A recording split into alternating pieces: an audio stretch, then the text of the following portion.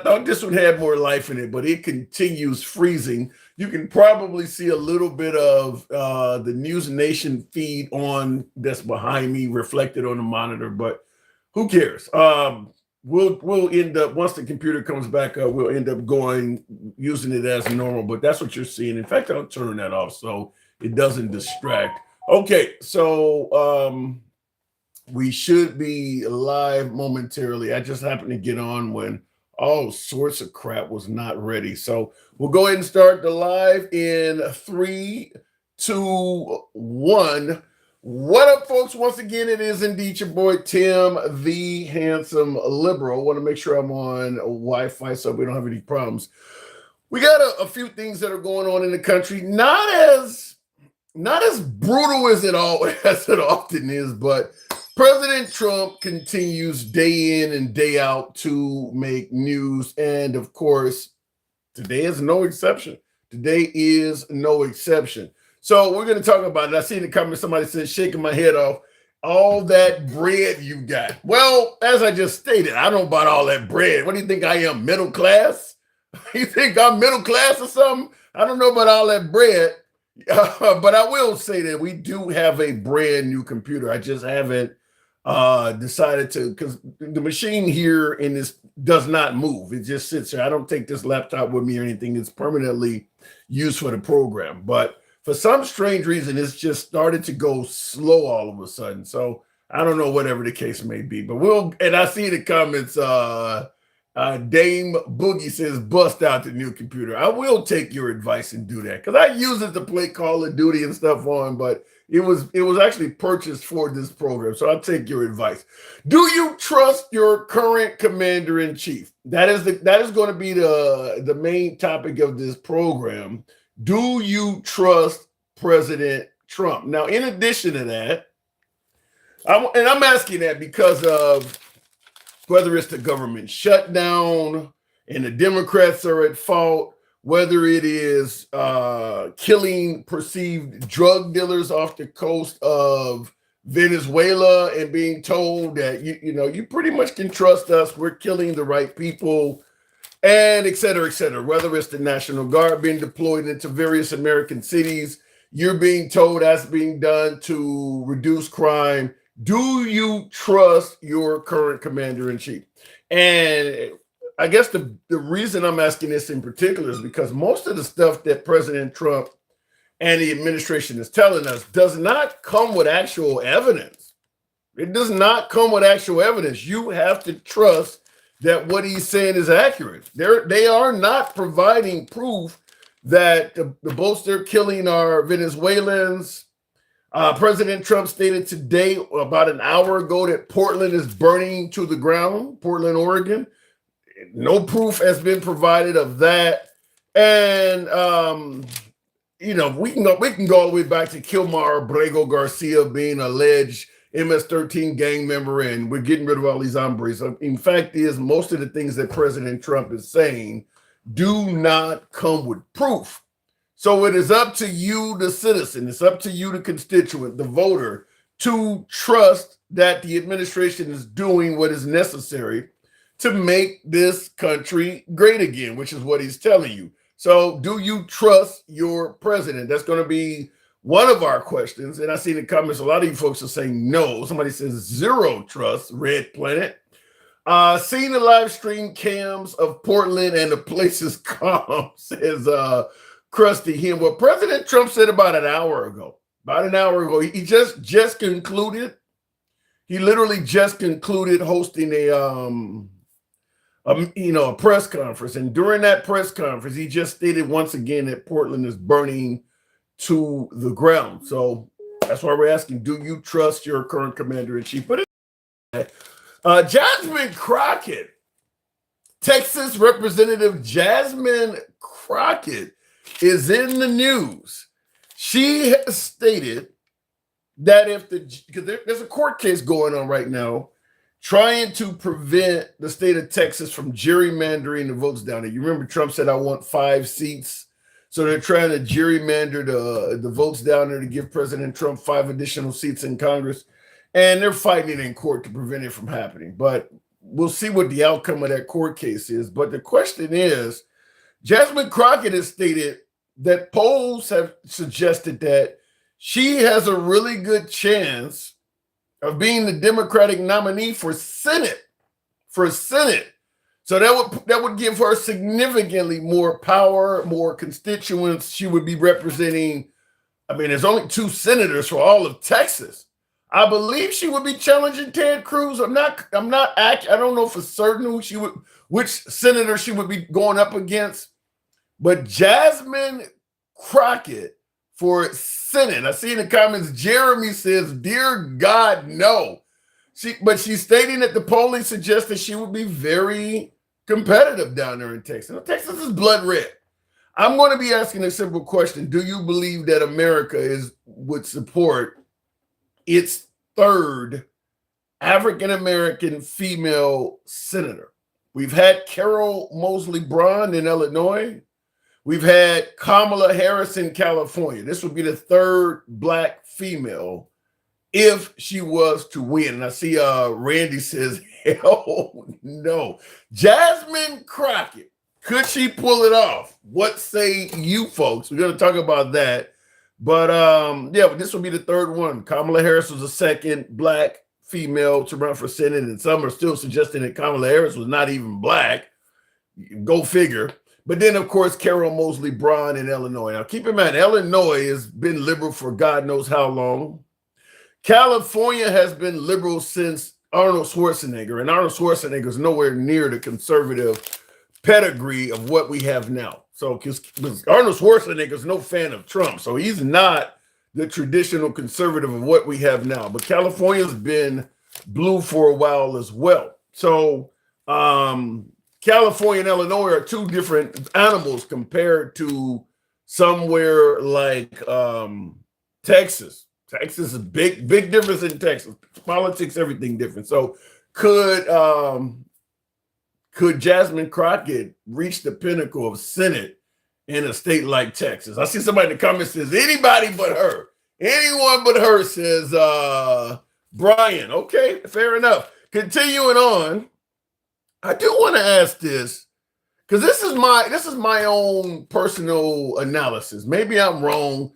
Damn it, I hope to be wrong. I want to be wrong on this. But with President Trump deploying the National Guard to LA, then Washington, D.C., the nation's capital, then he went on into, I believe it was Portland.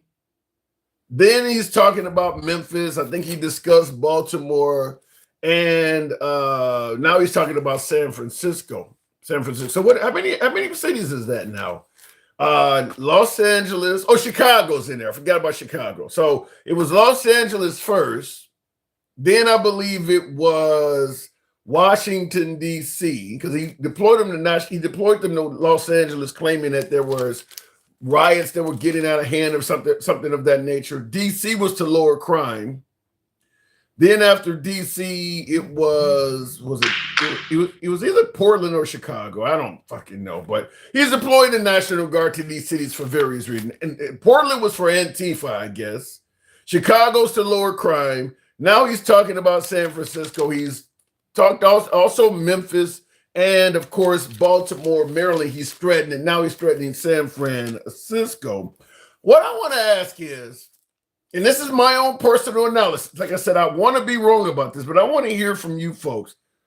Why does it appear as if the Republicans are only concerned about crime? Now, Americans are dealing with a hell of a lot of other shit. We're talking about a large portion of this country that are either uninsured medically or they cannot afford health care. Homelessness is a real thing in this country. Obviously, mass shootings happen damn near every other day. So much so that we can only give it a few days of discussion before there's another one.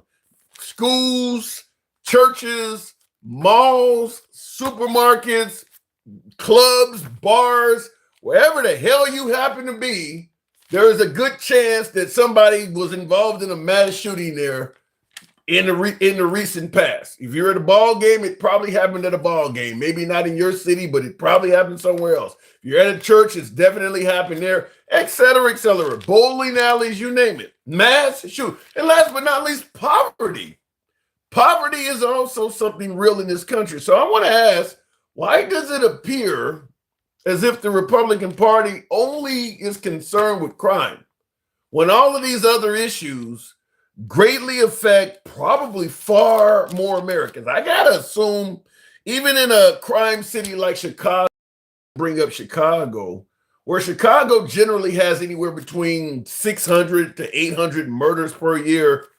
Think about how many people are losing their lives because they're either uninsured or improperly insured. They don't have enough health care. You got to assume the numbers are much greater than that. In a city like Chicago, where they got, I believe, around, what is it, probably about 6 or 7 million in the metropolitan area with surrounding suburbs, you got to way greater than the amount of homicides. Why are they not concerned with that? Not to mention all the homeless. There's a lot more homeless people in these towns than folks that are getting murdered. Why are they not concerned with this?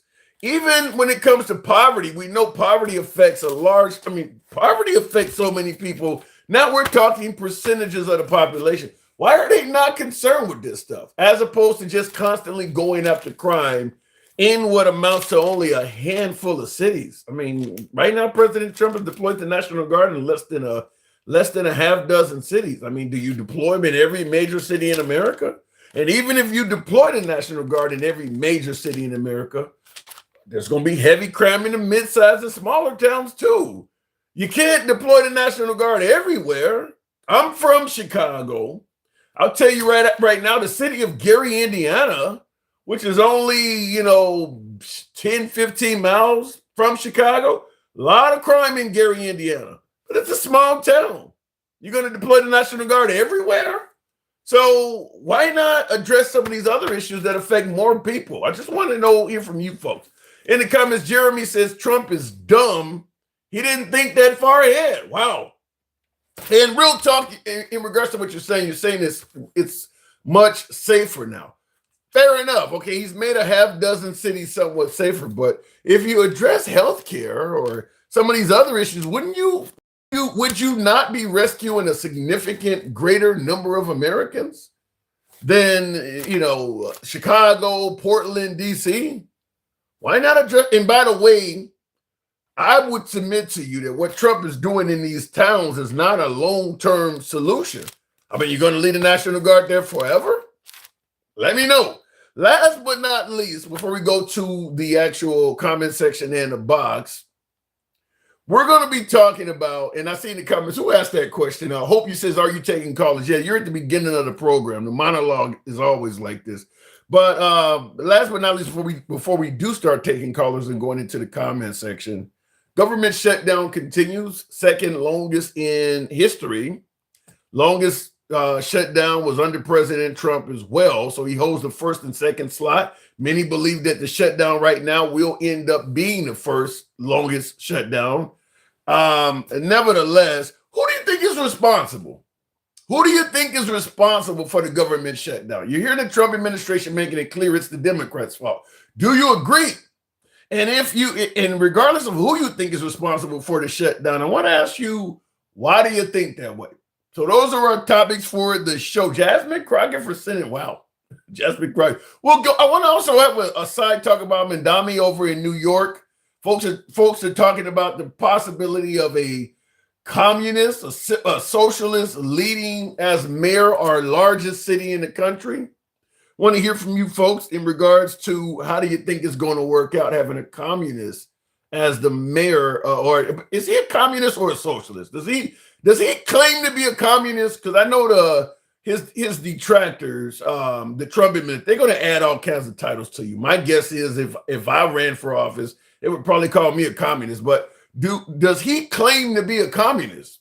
Because that's what the Trump administration is suggesting. Anyway, as you guys know how the program is ran, we don't block, ban, or censor any damn body here. We are always MAGA friendly, always have been, always will be. Nevertheless, liberals are welcome on the program as well. We go left to Bernie Sanders, so I'm having dinner with Q. So everybody gets to talk on this program. You can be critical of anyone, including yours truly.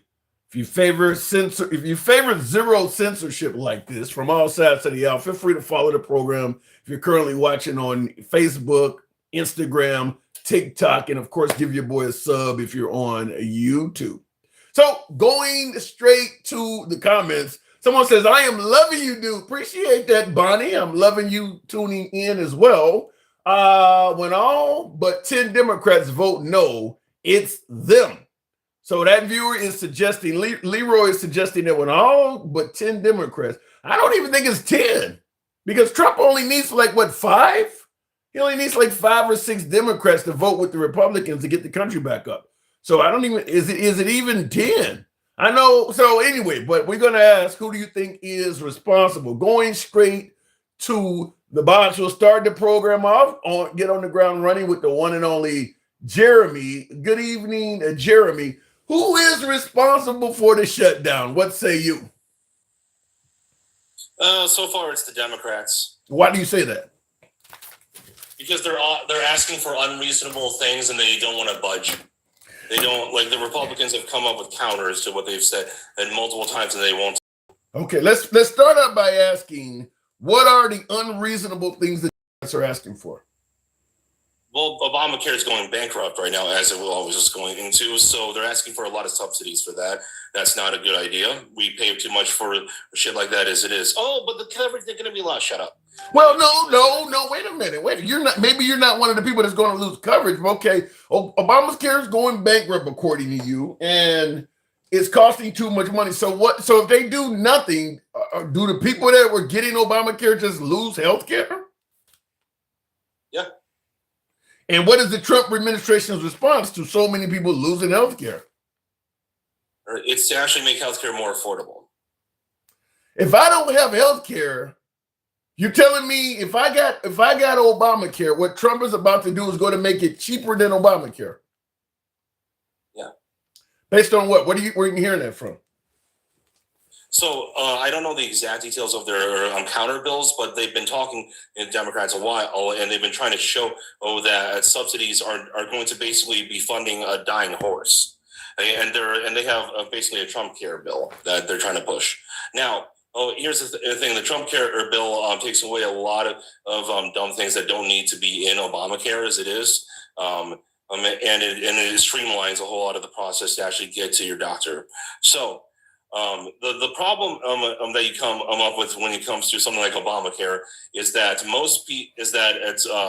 it's too expensive, because anytime a government program offers you basically what Santa Claus would offer you, it's going to cost a lot. It's going to cost a lot to basically give you the world. Nothing is free. So wait, hang on. And I want to get to the other things you're saying that are unreasonable too. But let me just say this. Right now, when you're deploying the National Guard to every state, you're talking about building ballrooms and stuff like that. It looks kind of odd to be suggesting we can't afford health care, don't it? I mean, you're taking jets from Qatar. The Trump administration seems to be drowning in cash while telling the average man and woman we can't afford to do much for you. Okay, so I'm just going to ignore the ballroom comments because I want to steel man you, and I don't think that's the argument you want to make, since that thing's been torn down and rebuilt multiple times, and so it was multiple. Well, but no, hang on. Even if it, first of all, I'm not aware that it's been torn down and rebuilt to the level Trump is talking about. But even if you're right now the government is shut down and people are struggling. I don't know if that was happening during the other time. People are struggling right now. This is something that needs to. People are always struggling. People are always struggling. What? What, you don't think that the Great Recession happened, or the Great Depression? Did you build a ballroom? Did you build a ballroom in the middle of the Great Recession? Hoover did. I don't know if he built one of those, but he definitely spent a lot of money that he didn't have. Now, here's the thing. Okay, how much do you think it actually costs to replace that ballroom? Well, the numbers coming from Trump keep fluctuating. First, he said it was $230 million. Now he's at $300. The problem, and also keep in mind, nobody's seen the actual plans of what he's going to do. He didn't get permission. You just have to believe what he is saying. There's no architectural drawings or anything. It is way more expensive to fund an entire healthcare program that covers millions of people across the United States than it will ever be to rebuild a fucking wing of the White House. That's not that expensive. Well, yeah, I don't disagree with you that it's going to cost a hell of a lot more money to give people health care than it's going to build a ballroom. But the thing about it is, when you're giving people zero and you're finding money to build a ballroom, and not to mention deploying the National Guard seems to be something you can afford infinitely, you seem to be able to find money for shit you want. Did I lose you, Jeremy? Apparently, I may have. Sorry, Go ahead. Sorry, a family member had told me something kind of important. I didn't want to like interrupt, but okay. So here's the thing. At the end of the day, this is not a big expense. It's gonna be an expense that honestly most people are not gonna even remember in about like, let's give it like 2 months. Okay, and it's really that big of a deal. Okay, not only that, there are other things that the Democrats are asking for. Give me one. Give me another one. They're asking to expand. They're asking to defund a lot of programs. Wait, hold on. Sorry, that's the wrong thing. Okay, they're asking for a lot of different things. Some of which I can't remember every detail. But they're asking for a lot of unreasonable stuff. But you have nothing else other than that. They're asking to put a lot of restrictions on ICE that make no sense whatsoever. Give me an example of a restriction on ICE that makes no sense. Well, they're asking that they're not allowed to wear face covers, even though plenty of other agencies do that, including local police. Give me an agency that every single person working for it is allowed to wear a mask. What police agency are you talking about? Where it's a police department that everybody that works there can wear a mask. Then that's not what ICE does. Number one, they don't have everyone masked up there. Yeah, they do. I mean, Trump just said it today. Secondly, have you ever seen?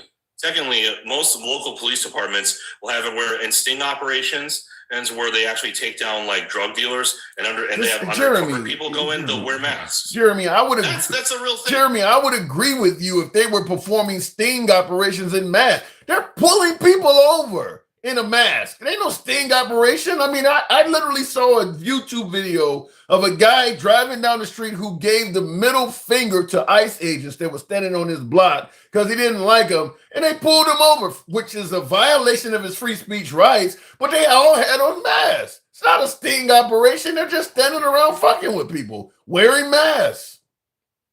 They're not just fucking with people. These are people pulling the guy over for giving you the middle finger is fucking with you. That is not a crime. What? Okay, so first off, I can't verify what you said about the middle finger thing. I don't know if I believe that. I'm pretty sure there's probably something else going on. No, and then just giving someone the finger.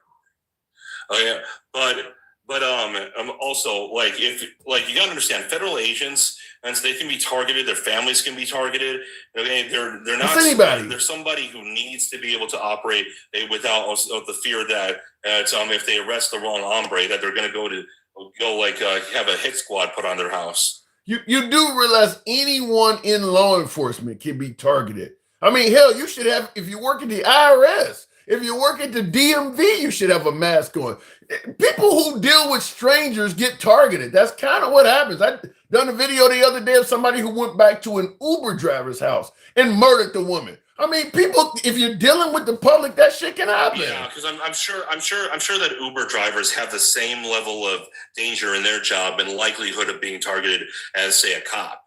You know something, to be honest with you, there's probably more Uber drivers that get killed than police. There's a lot of them. I was making a video a day a couple years ago about Uber and Lyft drivers. You'd be amazed at how many of them get killed. That is a very dangerous profession. Just because it ain't covered. Yeah, but you're going to get a lot more hate. Come on, who do you think is going to be more hated and more likely to be looked at as like a desirable target? A cop or a firefighter? Well, the firefighter ain't fucking with people. Anytime you see a firefighter, a firefighter always comes with good news. Cops don't. You don't see firefighters kicking people's ass for no reason at all. Cops do. That you're only proving my point. They are doing a job that people don't like when they get busted. That ain't what I said. You said it yourself. Cops don't show up to be like, "Hey, would you like a donut?" No, that ain't what I said. You don't hardly ever hear of a firefighter just doing something corrupt or wrong, just beating somebody's ass for nothing. You hear cops doing that all the time. Firefighter shows up, you're high, they give you Narcan, they fuck up your high, and you start a fight with a firefighter. They don't all show up and beat the hell out of you. Cops will do that. Cops beat people up all the damn time. You're not making an argument that's countering mine. Even first off, I don't disagree with what you just said, but even if I did, you're only just saying, hey, there are people out there whose job it is, cops, to do things that make people angry and make their lives unnecessary. No, that ain't what I'm saying. What I'm saying is the cops respond in ways that they shouldn't respond, and that leads to people getting angry with them. They don't. A lot of cops escalate situations unnecessarily, and they mistreat people. Firefighters aren't known for doing that. If a firefighter's trying to drag you out of your house during a fire and you try to go back in the house and get something, which is against the rules, he don't beat your ass. Cops do that kind of stuff all the time. If you don't do what they're saying do, they beat your ass for it. That's why people don't like cops. They take stuff to the wrong level. That's not the only reason. That's not the only reason. Be so for real. That's a big reason in it. That's a huge part of it. Hold on. I don't want to get too dragged into the minutia because I do want to talk about some of the other things that you mentioned in your monologue earlier, or that I really wanted to address. But it's like, let's be honest. If you're a bad person, you're doing bad things. Mm-hmm. Even if the cops are they're squeaky clean. No, never would put a hand out of turn, right? Okay. Are you gonna be happy? Like, oh, thank you, Mr. Officer, for busting me for touching children. Are you gonna be happy about that? Or are you gonna want to murder someone? No, you're gonna be unhappy, just like you're unhappy with the firefighter. Sometimes you're unhappy with your doctor. The doctor just don't beat your ass when you get unhappy with him. You're unhappy get unhappy with your criminals. People who are criminals do this kind of shit, that they're angry because they got caught. Yeah, that's what happens. Yeah, but the cops do bad things to a lot of people that are not breaking the law, is what I'm saying, Jeremy. Sometimes it's just for talking shit.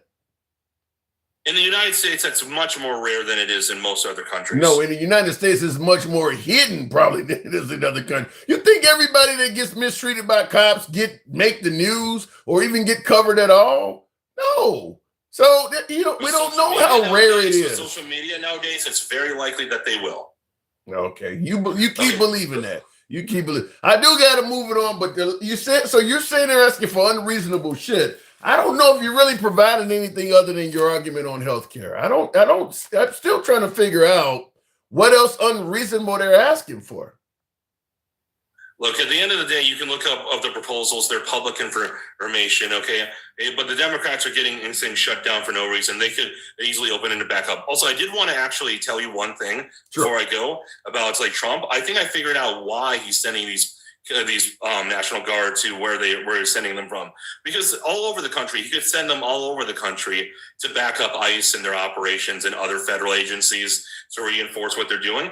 I think what he's trying to do, when he's trying to go under the guise of crime, because I think he wants to start a war with the cartels, and I think he's already kind of started kind of doing little bits of that. But he doesn't want illegal immigrants to work with the cartels, so he's going into Democrat strongholds where they'll be protected and taking them out of there before he starts a much larger war. Yeah, I think he's trying to start a war with the Democrats, not with the cartel, because the cartel are in a lot of Republican cities, and for some reason he's skipping over them. I mean, you got to assume the border towns they're not protected there. What do you mean they're not protected? They're not protected as much there. Because illegal immigrants, instead, are oftentimes used as mules by the cartel to push drugs through the United States, and there is plenty of proof for that, by the way. Okay, they're not protected nearly as much as in right-wing cities. I don't know, because there's no place in America that you'll have a hard time finding drugs. So it's not like you go to Chicago and you can get your hands on a bunch of fentanyl, but you go to Houston and you can't find the shit. No matter where you go in America, that stuff is there. So I don't know why we're targeting Democrat cities like there's more prevalence of the cartel or crime or drugs are getting out of hand. That stuff's everywhere. You go down in Miami, you think you can't get some drugs? I mean, he's picking these cities, Portland over someplace like Houston that's considerably more violent. I don't get it. Like I said, I think that he's going after the cities that are soft on crime and that would probably harbor a lot of the people that he wants to go to war with. Yeah, I don't even know what the definition of soft on crime is. To me, go after the cities where there's the most crime at. I mean, and by the way, how does it look you pardoning the January 6ers and now you don't pardon George Santos, but you're bitching about being soft on crime? You just pardoned another cryptocurrency corrupt guy today. Is this the right guy to be talking about being soft on crime? I think he should have gone one by one, case by case with January 6ers, because there were some people there who definitely did not deserve to be put in jail. There was literally some people just reporting and shit, and they just crossed a threshold. Well, they didn't like cause any damage, and then there are other people who actually. Well, yeah, you think he should have pardoned George Santos? Congressman George Santos should have got pardoned after only doing 3 months. I don't know enough about Santos, but maybe. Okay. All right, I got to move it on. Huh? I don't know enough about the case. Santos. Study the case. Come on back next time. I appreciate you coming through. All right, by the way, folks, tap the screen. Get your boy on up to 20,000. Oh, snap, says Billy Watt. First people he mentioned was the alleged innocent. Well, this is what we're talking about, by the way. We'll go ahead and move on. But we're certainly asking the question, who's responsible for the government shutdown? Who do you think is responsible for the fact that this is the second longest shutdown America's ever had. And now we're about to proceed very likely into the longest shutdown in government history. The second longest right now that we're happened under Trump. Guess who authored the first longest shutdown? President Trump. So who is responsible for the government being shut down so long? And why do you think that? And by the way, Jasmine Crockett eyeing a Texas Senate run. Going back to the box, immediately we'll go straight to the one and only Dencal. Good evening, Dencal. Trump should definitely be in office. Says, what do you mean by be in office? He is in office. Dencal, good evening. Good evening. Hey, government shutdown. What is this, day 23, or how long is this shit been? Who's responsible in your opinion?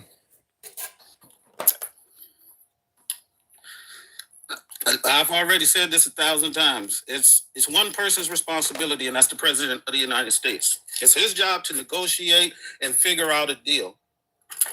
Now, he's adamant the responsibility falls in the hands of the Democrats. Why do you think he's seeing it differently than you?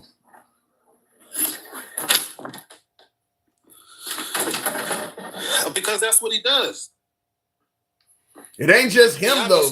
But then, Cal, it's not just him. The entire Republican Party, damn near, is blaming the Democrats. They're doing it at his behest. If you listen to them, they're saying the exact same thing. They're parroting the same lines. They're saying the same shit as he is saying. It's the Democrats' fault. It's Chuck Schumer shutdown. They're saying the same stuff. Yeah, but what are you suggesting? The Republicans, rather? You're saying the Republicans are echoing him. Are you suggesting that they're not intelligent enough to think for themselves or something? No, they're not. They've done exactly everything he's said to do. Name somebody who's went against him in any major policy propositions. Any. Wow. That is not necessarily easy to come up with. Well, Marjorie Taylor Greene does not like what's going on. Don't count her. She's not part of leadership. I'm talking about people who can control things, people who can bring things to the Senate or to the House. Major players. I'm not talking about somebody on the sideline who's about to be named a rhino anyway. She doesn't have any power. She's on the fringes of the right. Well, you don't have any proof just yet that Marjorie Taylor Greene is going to be called the rhino. I mean, I get it. I'm not disagreeing with you. It's possible that may happen, but we're not quite there yet.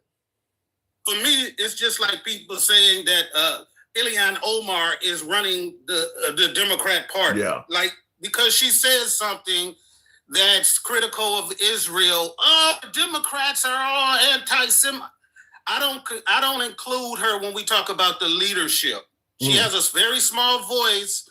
It appears loud because sometimes it differs from what our party represents. But saying Marjorie Taylor Greene is in Republican leadership is laughable. Yeah.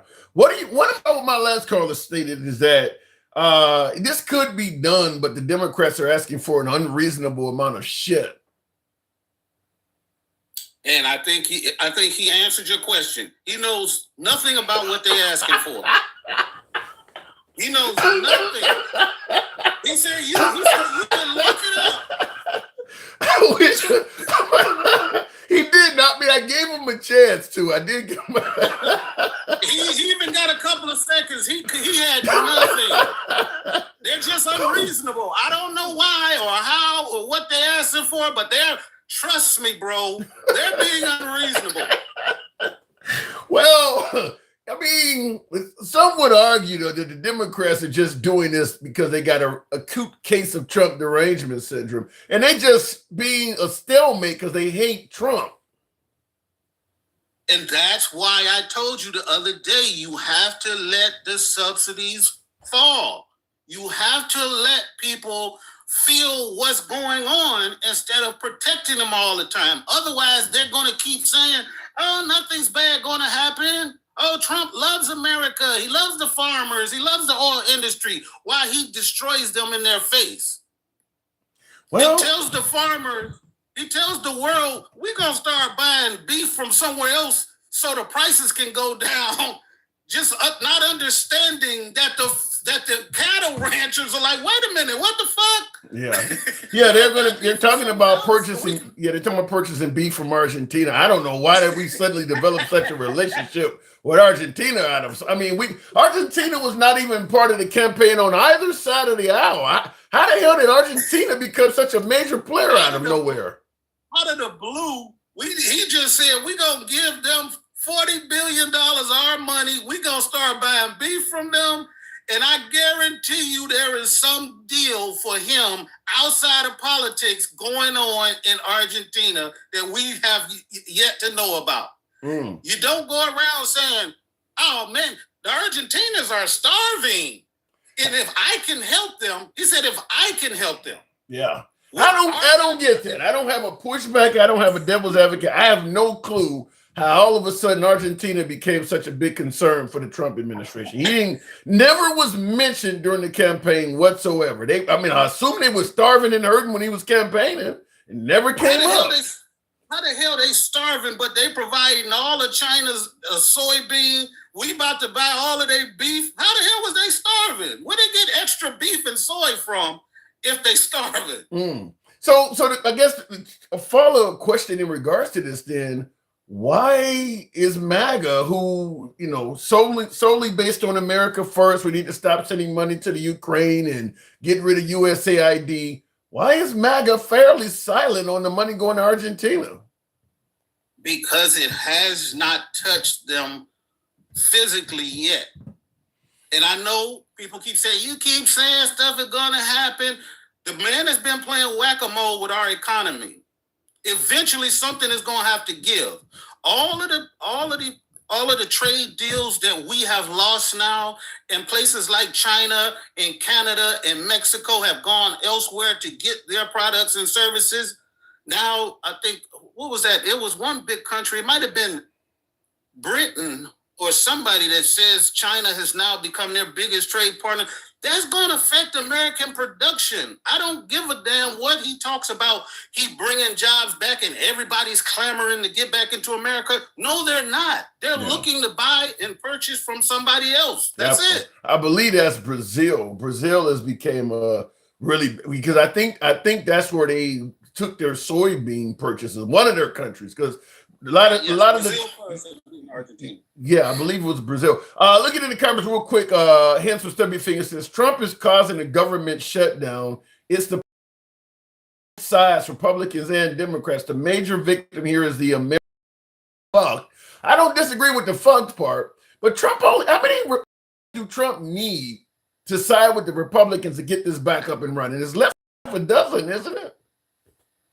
Yes, because if they have, what did they have, 52? Yeah, they need themselves? 60. Yeah, they need 60, I think. Oh, they need 8. They need like 8.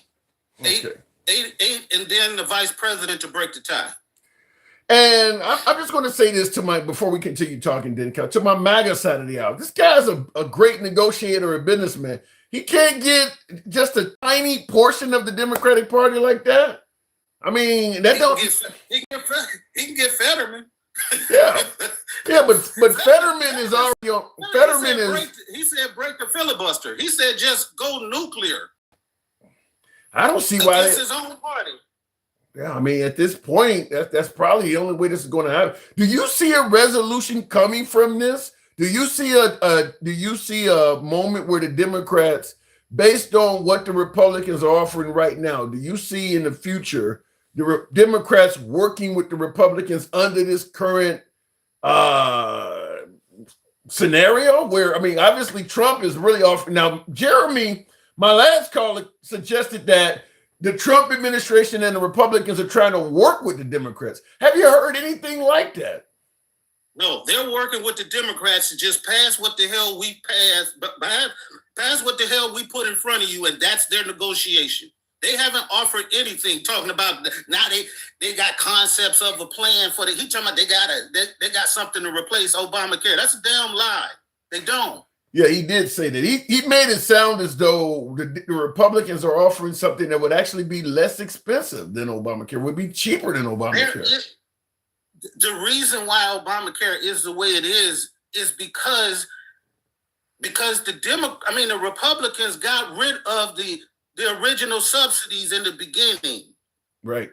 And that's what made it not less. I mean, it slowed down the increase of people's premiums.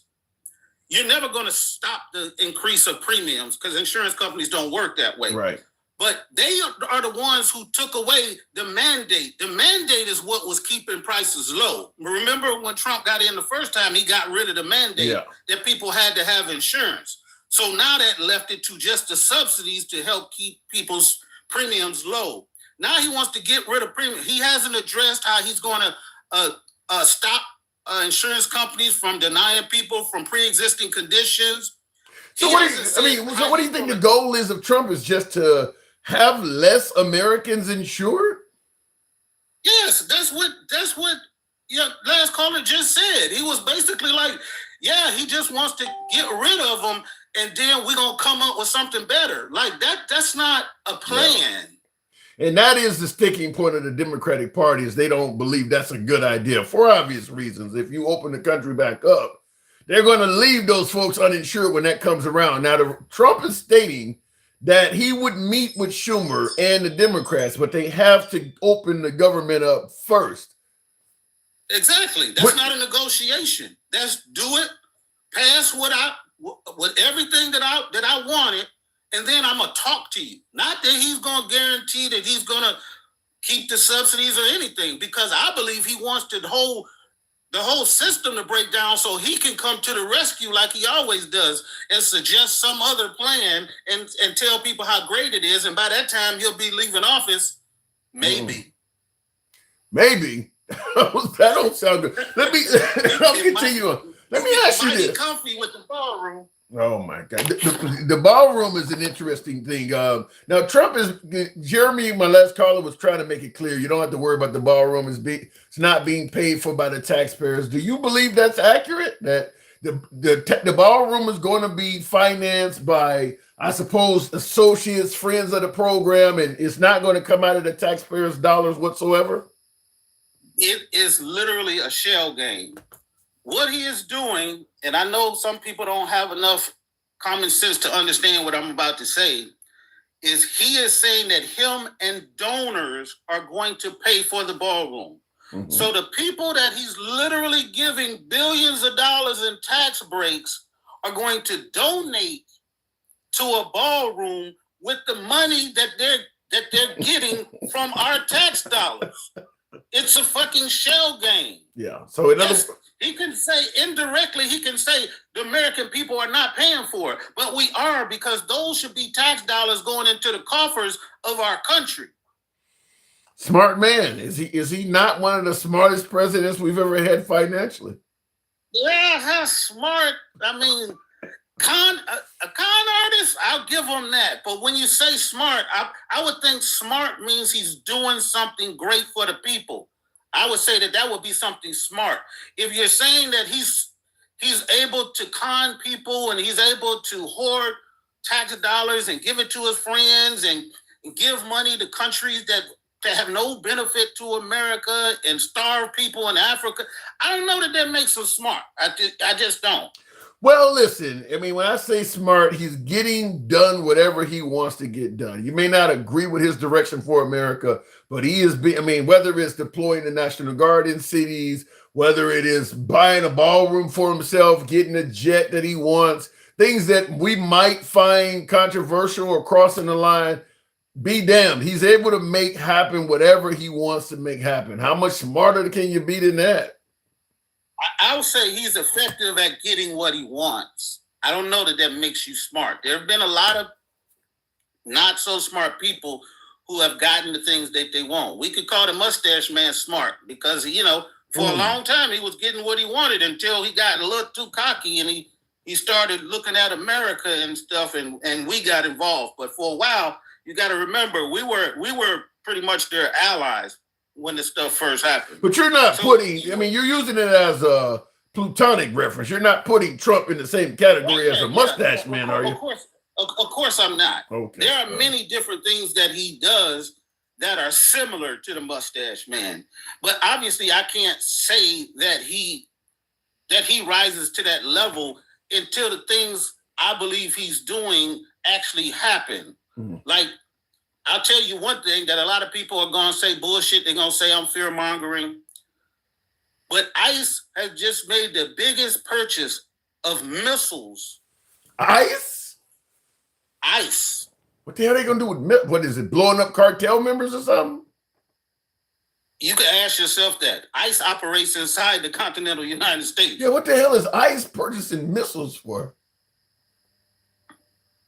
Well, the thing about it is we know that the ICE budget went from $8 billion to $28 billion. So ICE is awash in cash. ICE, there's a ton of money floating around. So I guess they can afford it. But what the hell would ICE need missiles for?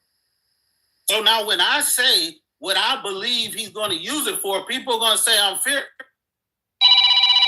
Hang on a second. I got to go ahead. Say that again. Somebody called my phone. I said people are going to say, oh, he's just fear-mongering, he's making stuff up. And then when they look it up, they're going to say he's taking it out of context. And they're going to say all of this stuff. But we are watching these things happen. We've watched the Supreme Court say now he can pretty much deploy the National Guard wherever he wants because they got to give him deference to say, what is an insurrection? What is, you know what I'm saying? He gets to decide by himself. Yeah, and so if we understand he's doing this in specific places, and it doesn't take a rocket scientist to figure out the people that are in those places. Well, even my last caller, who you didn't think knew a lot about what he was saying, even he admitted that there is a targeting of Democratic areas. Now, they're giving different reasons for why they're doing it, but there's no, I mean, President Trump has made it clear over and over again, I'm targeting Democratic programs, I hate Democrats. I mean, how many other ways can you say that you have Democrats in the bullseye? I mean, that's all he talks about every time he speaks. He literally has what MAGA might refer to as Democratic derangement syndrome. Every time he talks, he's discussing why he hates Democrats or something they're doing bad, even if he got to bring up Democrats that are no longer in power. That's all he talks about is bad Democrats. So some way, somehow, he's after that party. Yeah. When he talks about anything, it's blaming others, and then his MAGA people just absorb it and automatically say, I had a guy tell me that I go back and forth with. We used to serve together in the military. He told me he knows Trump is a piece of crap, but he's okay with it because it's the Democrats' fault. What the hell does that? That he's in office. That the Democrats' fault that he's in office. Well, there could be some validity to that. I mean, there were things that under Biden, America was not happy with. So they went Democrat. I mean, they weren't happy with woke stuff, transgender stuff, the border stuff. I mean, they were not happy with the Democratic Party. There's some validity to that. Yes, I get that. But if that's your source, if you see him doing evil shit to people, that shouldn't be your primary, resolution is, well, everything is getting fucked up, but it's your fault. He sounds like a damn 12-year-old. Well, the thing about it is they believe that the Democrats treated him wrong, 80 some odd indictments. So they're what they're doing is condoning revenge because they think the Democrats started it and therefore deserve it. And I feel the same sentiment. So what I did is I followed up and said he was talking about Russiagate. Russiagate is the reason why he's attacking all of the Democrats and everything. And I said, well, did you actually read do you know what happened in that case? They don't know shit. No, it's what he tells them. They're going by what he tells them. Right, exactly. He don't know nothing about the case. He don't know nothing about the Russian, the bot farms, and he don't know nothing about what Bannon was doing, what Manafort was doing, giving information to the Russians. He don't know none of that stuff. But he could just come out and say, there was no collusion. I was like, dude, do you understand the amount of people who went to jail, who were convicted, who got caught lying in court? No, they could not prove collusion because collusion is not an official charge from the government. It would have to be obstruction or what's the other one? Not obstruction, but it's not collusion. But it's I forgot the name of it. But well, at the end of the day, if Trump says he's a victim of something, Obama wiretapped his office or Biden stole the election, it doesn't matter. If Trump says he's a victim of something the Democrats are doing, that's good enough. MAGA's not going to ask any questions. That's good enough. They believe it based on what he's saying. So I can understand why the person you talked to felt that way because that's generally the sentiment of MAGA. Then, Cal, you know what I got to do, though? Appreciate it. One last thing I want to say about your last caller. Was it Jeremy? Yeah. His argument about the masks makes no sense because if he were right, mask, right? Yeah. Because we get to see local police over and over again. We know their routes. We know where they live at. Like local police. If you're saying that people in a federal force that when they go out on their operations, wherever they at, they'll never see them people again because they're federal. Yeah.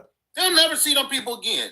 To say that people are gonna target federal agents and not local police where we know where they live at, we can find out where the kids go to school, it makes no fucking sense. We know why he's asking them to wear masks is because he doesn't want them to be held accountable when the shit hits the fan, when we have our Nuremberg style damn court sessions after this shit happens. When people say you shot me shooting reverends, pastors with pepper balls and snatching people out of cars because they flipped them off, those people are going to be held accountable because as long as we inside the statute of limitations, which is about 7 to 10 years. It'll definitely still be legit for quite a while. They can bring them people back. So saying that they need to be masked. We know throughout history, the only people that were masked turned out to not be a good fucking thing. I don't disagree that they're hiding them and shielding them from accountability. I do got to move it on, but real quick, somebody asked me to ask you a question. Ask Dan Cal about the NBA federal call this morning. What is his opinion? Do you think that Trump is behind us, or is it more or something else? You heard about that setting where lying about games or something like that? Yes, it was something that has been investigated for a while. Yes, I believe Trump forced what's his name? Bondi? What's his? No, the other guy with the big eyes, with the crazy eyes. Kash Patel? Yeah, Kash Patel. Yeah, Kash Patel comes out the day after the opening day in the NBA. And broadcast this big fucking investigation and all of these people because Trump doesn't like the NBA. He doesn't like the NFL. He doesn't like professional sports. He does not like those billionaires and them people that own those sports teams, especially the NFL, because they prevented him from buying a team once he wrecked the USFL. So yes, I believe he had something to do with it. How much, I can't tell. If the guys did some illegal gambling or whatever it is, I believe that this was so. Look, the director of the FBI doesn't come out and have press conferences about ever. They let their line attorneys, their line prosecutors come out and say what it is, unless it's some really, really big shit. And catching a couple of people gambling in the NBA is not really, really big shit. I mean, it's the same thing with Letitia James. They're going after her over a $17,000 issue. Like it's going to cost the government multiples of that to prosecute her. That's insane. That's only because she's an enemy of Trump. Like Chris Christie said, he said, when I worked for the federal government, we wouldn't even take cases that had amounts that small in it. But I got to move it on, Cal. Appreciate it as usual. Right. Thank you. By the way, folks, help your boy get that. The TikTok cap goal helps out the program. It's incredible that he has convinced black and brown people to support him. A lot of black MAGA still loves President Trump. Real quick in the comments, it's hard to have compromise when you have an administration with the rhetoric of the current. That's an interesting point. Now Trump is blaming the Democrats for the shutdown. And it does leave something to be stated that if you're going to be on TV insulting and criticizing the Democrats every single day, why would you expect them to work with the Republicans? It seems like some of the Republicans in the Senate, in the House would say that President Trump is not helping us out. We need the Democrats to work with us to get the country back up and running. Just a few of them. He's not helping us out by criticizing the whole party every single day. You don't hear that, though. You don't hear that. In the comments, Daddy Joe says, we love MAGA, and we love all colors of all people. MAGA is a big tent party on Daddy Joe. Good evening. Well, considering on with the program, tap the screen, get us on up to 40,000. You guys know how we do it. We don't block, ban, or censor. Nevertheless, liberals are welcome on the program. MAGA are my preferred guests. We go left of Bernie Sanders from having dinner with Q. You like uncensored programming? You're about to get an example of that. If you enjoy uncensored programming, feel free to follow your boy on TikTok, Instagram, or Facebook. If you happen to be watching right now, if you enjoy this on YouTube, give your guy a sub. Do you trust your current commander-in-chief? Do you trust the president? Gangsta grandma. You always be fluffing, I swear. I can't stand you sometimes. But you know what? Be a good boy today. You gonna be a good boy today and don't fluff? Or are you gonna be on your knees? Do I need to buy you some knee pads? You know what? I've never had a woman ask me, do she need to give me some knee pads? And I took it as an insult. So we might be working with something. But I'm asking, do you trust your president? Hell fucking to the no. That's the white fucking devil right there. What the fuck? That's the triple K. Hell fucking to the no. Okay, first of all, I hope he needs to leave the damn body bag on God. Whoa. Come on now. You didn't have to go there. Get off your fucking knees, man. Get the fuck off your knees. Yeah. Oh, shit, you know. Women are supposed to be on their fucking knees giving you a BJ. And motherfuckers, half you motherfuckers don't even got nothing to get up on a damn BJ. And you're sucking on a white man. The worst of the worst with a white man. With his little pee weenie. What the fuck? How about just suggesting you don't like some of the politics of Trump? I'm in Chicago, Pookie. It's cold as hell. Why did you tell my black ass it's fucking cold? Did you need to know that Chicago's the windy city gets cold? Yes, fool. Yes, I needed to know, man. I come from Cali, and I come from New Mexico, Cali. Come over here, my nipples got hard. Like, what the fuck to this shit? Anything? I thought it was like still a little bit, in the 70s or some shit. No, fuck no. It's in the damn 40s. Can't do anything about them nipples on my knees. Anyway, what I want to ask though. I'm telling you. But I mean, I'm in Cali. I'm in Chicago, and FYI, Chicago ain't dangerous. They got some damn good food too. And where I'm at, the North River Hotel, shit, it's a nice ass. Don't give out your information when you won't be saying the shit you be saying. You don't tell people where you staying at. I wish a bitch will come. I'll shit you not. I'll beat their ass. I'll break their damn jaw. Don't fuck with me. I said I'm not afraid of these little maggots. Okay. I ain't afraid of these maggots. They can't even get into my room. You need a damn card to get to my room. You just go tell us everything, huh? Why not just draw a map? Why not just draw a map? You need a card to get in my room. I'm at this hotel. Yes, you do. What you gonna do? Whoop my ass? Fuck no. I wish a bitch would. You sound like You sound like the king of New York. Your knees, Tim. You need to get off your fucking knees and be a fucking black man and quit drinking that bleach and that uncooked protein. It's not doing good for your weight, honey. It's not. You need to get some chocolate up in your shit, and you need to stand on your fucking 10 toes down. You feel what I'm saying? And quit fluffing. What? And quit fluffing on these damn maggots. Jeremy is the picture child of the fucking maggots. He's a dumb fuck. Okay, dumb ass. My first caller, Jeremy, he stated he's not necessarily happy with Trump. So how you call him the picture child of MAGA? Well, the only reason why he's not happy is he's probably not going to get his food stamp next month, okay? Well, working at a $15 damn hour job. That's probably the only thing. He doesn't even know why the damn government is shut down. But what about that? Hold on. Do you know how dumb these maggots are? They blame the immigrants. It's not the immigrants. ACA is for the dumbasses are in the red states. They're the most of the ones going to get slammed with all the damn high rates. But wait a minute. What about what the Trump administration is stating is that the Democrats are fighting to give health care to illegal immigrants?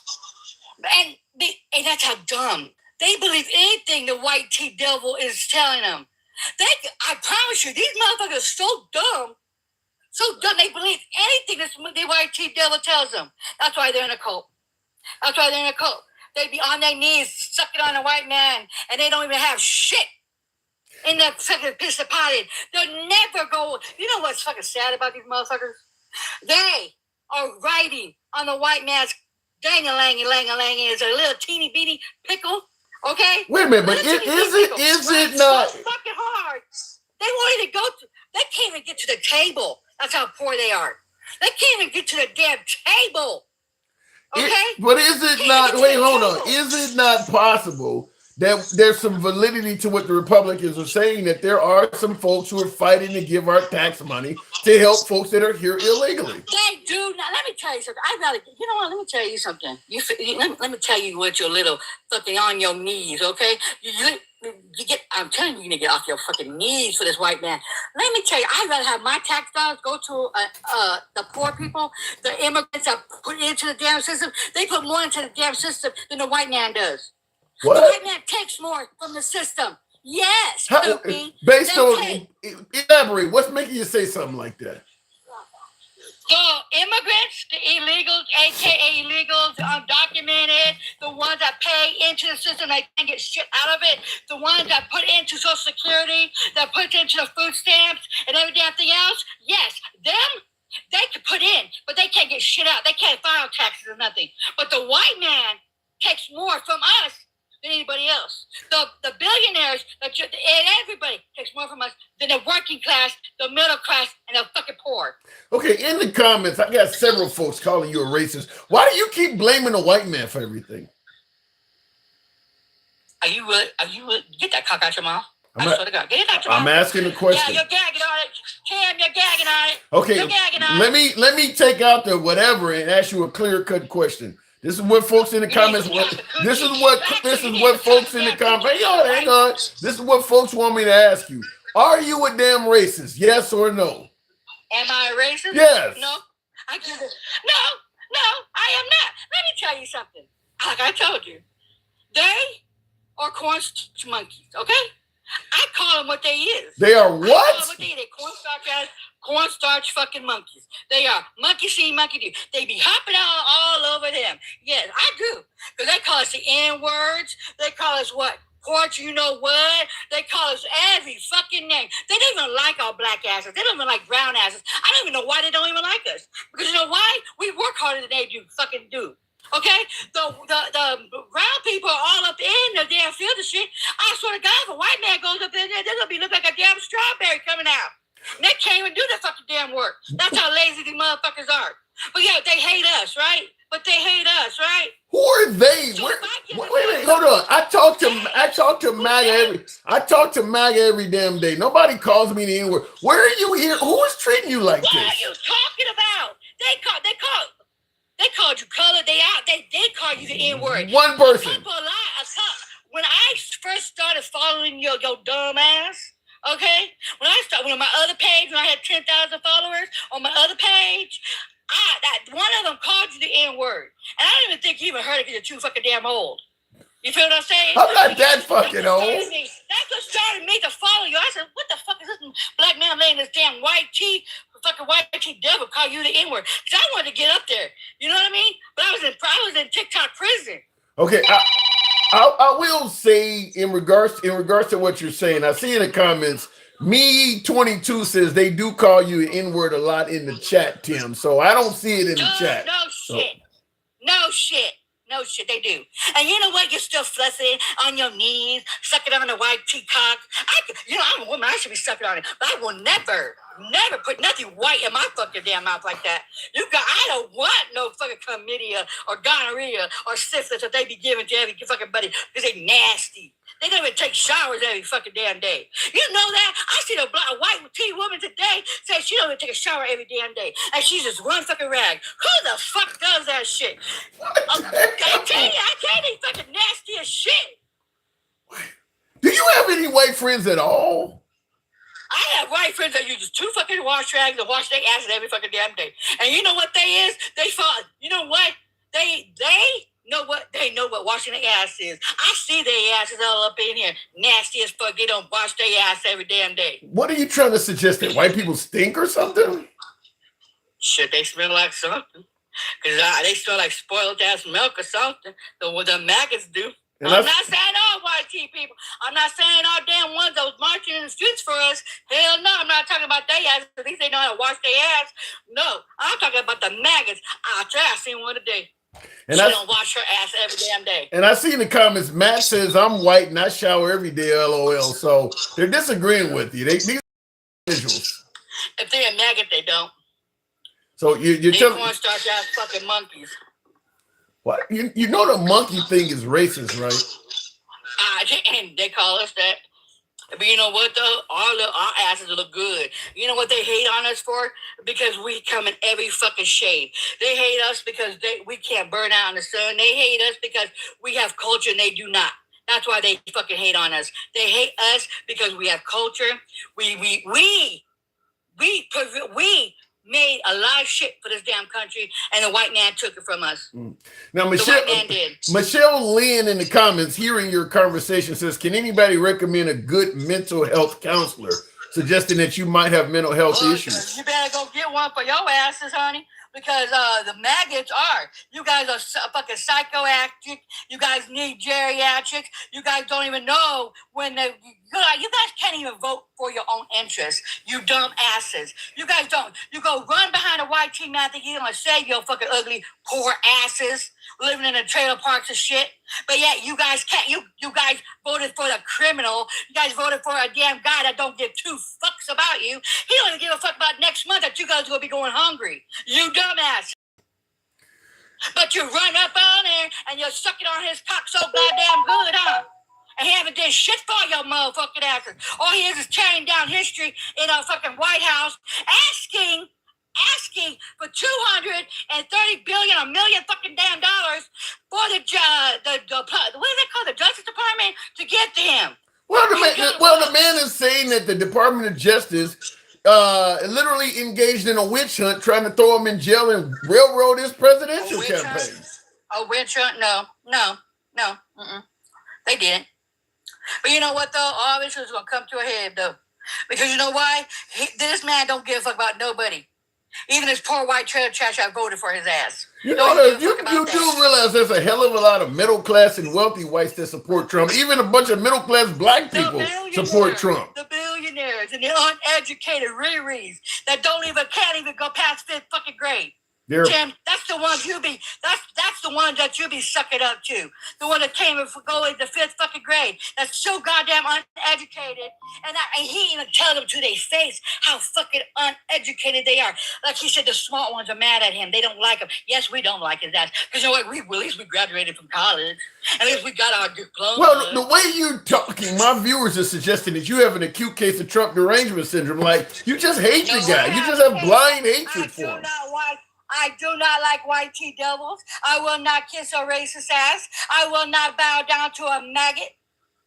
Why? I'm not like you, Tim. Why? I'm not like wait, hold on. White tea devil? For God's sake, the guy's holding up a Bible. What are you talking about, devil? Actually, when he held that Bible Pookie, okay? It was fucking down, what is it, backwards, and not even like that. And then today, or yesterday, he was writing in the Bible, putting his name in the Bible. Okay. But yeah, that's a Christian, right? What's wrong with what's wrong with upside down? He upside down and everything. I was writing in the Bible. Put the Constitution in the Bible. You're not supposed to take away or add to the Bible. But yeah, he's such a Christian, right? Maybe he thinks he's such a Christian, right? Maybe he thinks the Constitution is an important document. You're not supposed to add to or take away from the Bible. If you're a Christian, you know that. But see, they're not Christians. They're Christian nationalists. They use God as a weapon. Alter ego. Appreciate the TikTok cap. Alter ego. You know So let me ask you. You're talking about they're not Christian. They're Christian nationalists. In your opinion, what's the difference? What the fuck are you talking? In your opinion, what's the difference? I'm a Christian. Do you know what I did yesterday before I came out my fat ass to Chicago? I made 600 damn burrito tacos. And you know what I did with those 600 damn tacos? I put out of my damn pocket. You know what I did with those 600 damn tacos? I gave to the homeless and to whoever needed food on the streets. I did that. What did this white tea devil do? Now it's fucking damn thing. Just take it. His whole family's making fucking billions of dollars being a fucking president. You're not even supposed to do that. But you know what? His own people, his own little maggots will go hungry next month. What do you mean? What do you mean? What do you mean? What did he do? The guy ain't even taking a salary, for God's sake. He's taking more of a damn salary. What the fuck are you talking about? He's robbing us fucking blind. How is he robbing us? He's robbing us fucking blind. He's making money off of the United States government. He's taking taxpayers. You know they're going to give him that money, right? They're going to give him that money. That's taking from us. How? You don't have any evidence of what you just hate the guy. The guy's not even taking the salary. He's donating his salary to charity. You know what? I'm so sick. Now I want to go the fuck off, and I don't give a fuck now. Now you got you gonna get my ghetto ass. You think I'm ghetto now? I'm gonna take your fucking boxes and put them up your fucking ass, your damn. I'm gonna cut your little winky. I'm gonna put it up your ass, and you know what? You ain't gonna give a damn. Let me tell you something. Quit bluffing. Cut the shit out. You know what the motherfucker's gonna do with that money. You know it, and don't you say you don't know it, and don't say you're damn fucking slow that you are. Don't. Do not. I'm just saying. I would take your black card for the 15th fucking damn time. I'm just saying this is the first time in U.S. history where we've had a president that is not taking the salary. It's the first time, yes, you're fucking right. The first damn time we have a fucking damn insurrectionist, a fucking damn pedophile, a damn pedo, and what, a rapist? And a criminal in office just take it from us while the maggots, or they say, well, he's not going to do nothing. How? Wait. That the slaves built. How the hell is he an insurrectionist? He didn't break in nowhere. He didn't even go. He didn't go in the Capitol building or anything. He told them to go fight. He told them to go fight, and the dumb fucks went and go fight. Then he's pardoning all the dumb fucks. He said, no. He said, go peacefully and patriotically. No, he did not say go peacefully. Yeah, he did. He said go fight. No. What the fuck? What? I know your black ass is lying. I think. Boy, get off your knees. Get off your fucking knees, or your back's gonna start hurting, and all that cum coming out your damn mouth. Okay. I gotta move it on, Gangsta Grandma, but the guy did say go peacefully and patriotically. He said go fight. He said go fight. That was Rudolph Giuliani. I don't give a damn. That's his bitch too. Sucking on his cock too. He buying the cock ring on it too. What the fuck? What? All right, I'll leave it at that. Let me tell you something. Real this quick. Is why our shit is going to fucking hell. We have half the damn population of the United States is dumb as fuck. Okay, dumb as fucking hell. I didn't even graduate. That's why our education system needs to get fixed. Because half the motherfuckers are dumb as shit. Can't in fact pass 5th fucking grade. Don't even know what economics is or anything, right? Then you have the other half that went to college and doing everything fucking right, saying, no, this motherfucker's a fool. He's gonna rob us all blind. You feel what I'm saying? Wait. When you talk about one half is dumb as fuck, which half is the half that don't know what a woman is? Gangsta Grandma, I gotta move it on. No, you ain't gonna go. I give you 10 seconds. Wrap it up. You ain't gonna do that. Wrap it up. You ain't gonna do that. Wrap it up. What's the name? Oh, it's Cosmo. No. You know what a woman is? It's a broad spectrum. A female is a biological female. A woman is broad spectrum. A woman could be anybody. Well, you gotta identify as a woman. I don't give a damn about trans women. So that's why the motherfuckers they hate. And you know why they hate on the trans women? Because they fucking them. They are fucking them. That's why they hate on them. I'm gonna leave it at that. Gangsta Grandma, I appreciate you coming through. Wow. That's a lot. You know, listen, when we say we're uncensored, we mean it. Gangsta Grandma is always welcome on the program, by the way. So are you. Tap the screen. Get the likes on up to 50,000. You know how we do it. We don't block, ban, or censor. The program is MAGA friendly. We've been MAGA friendly from day one. We always are MAGA friendly. MAGA are my preferred guests. But we get more liberals. Can't control who calls in, but anyone can do so. Gotta love Gangsta Grandma, says handsome stubby fingers, and he continues on with the moniker that she has created for Charlie Kirk, which is referred to as drip drip. Wow. Anyway, continuing on with the program. I want to make sure I didn't miss any super chats. Thank you folks that are tapping the screen. Help your boy reach that TikTok cap goal. Few of you folks have supported the program, although minute, but thank you folks that have. Help your boy on TikTok reach the TikTok cap goal. Ask her why she kissed Christian Walker or Cash Patel. Wait, huh? I don't know. Christian Walker? I don't get that one, stubby finger. I wish I had saw it. I would have asked her. Cash Patel, what is Cash Patel's Indian, right? He's not a white guy. She's just passionate, says Terry Owens. Yes, Teddy Owens. Yes, my last caller is very passionate. Granny herpes goes drip, drip, says Aaron. Ooh. Tap the screen, get us on up to 50,000. We'll take the next caller at 50,000. Now, what we were asking about on this program today is who's responsible for the government shutdown? Second longest shutdown in U.S. history. Many believe it will overtake and become the first longest shutdown. Doesn't matter. President Trump is responsible for the first and second longest shutdown, or better yet, they happened under his watch. We'll certainly debate who is responsible for the government being shut down, because the question we're asking is, who do you think is responsible? Is it the Republicans? Is it the Democrats?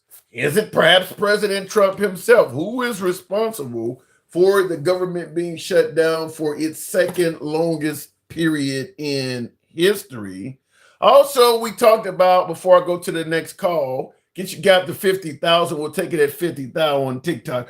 Jasmine Crockett has publicly stated now that if the court case governing whether or not the gerrymandering in Texas, if the court case does not go well, meaning that they can actually gerrymander her right out of her district, so she's not representing the people she used to anymore. You know, Trump said he want to get 5 additional seats in Texas.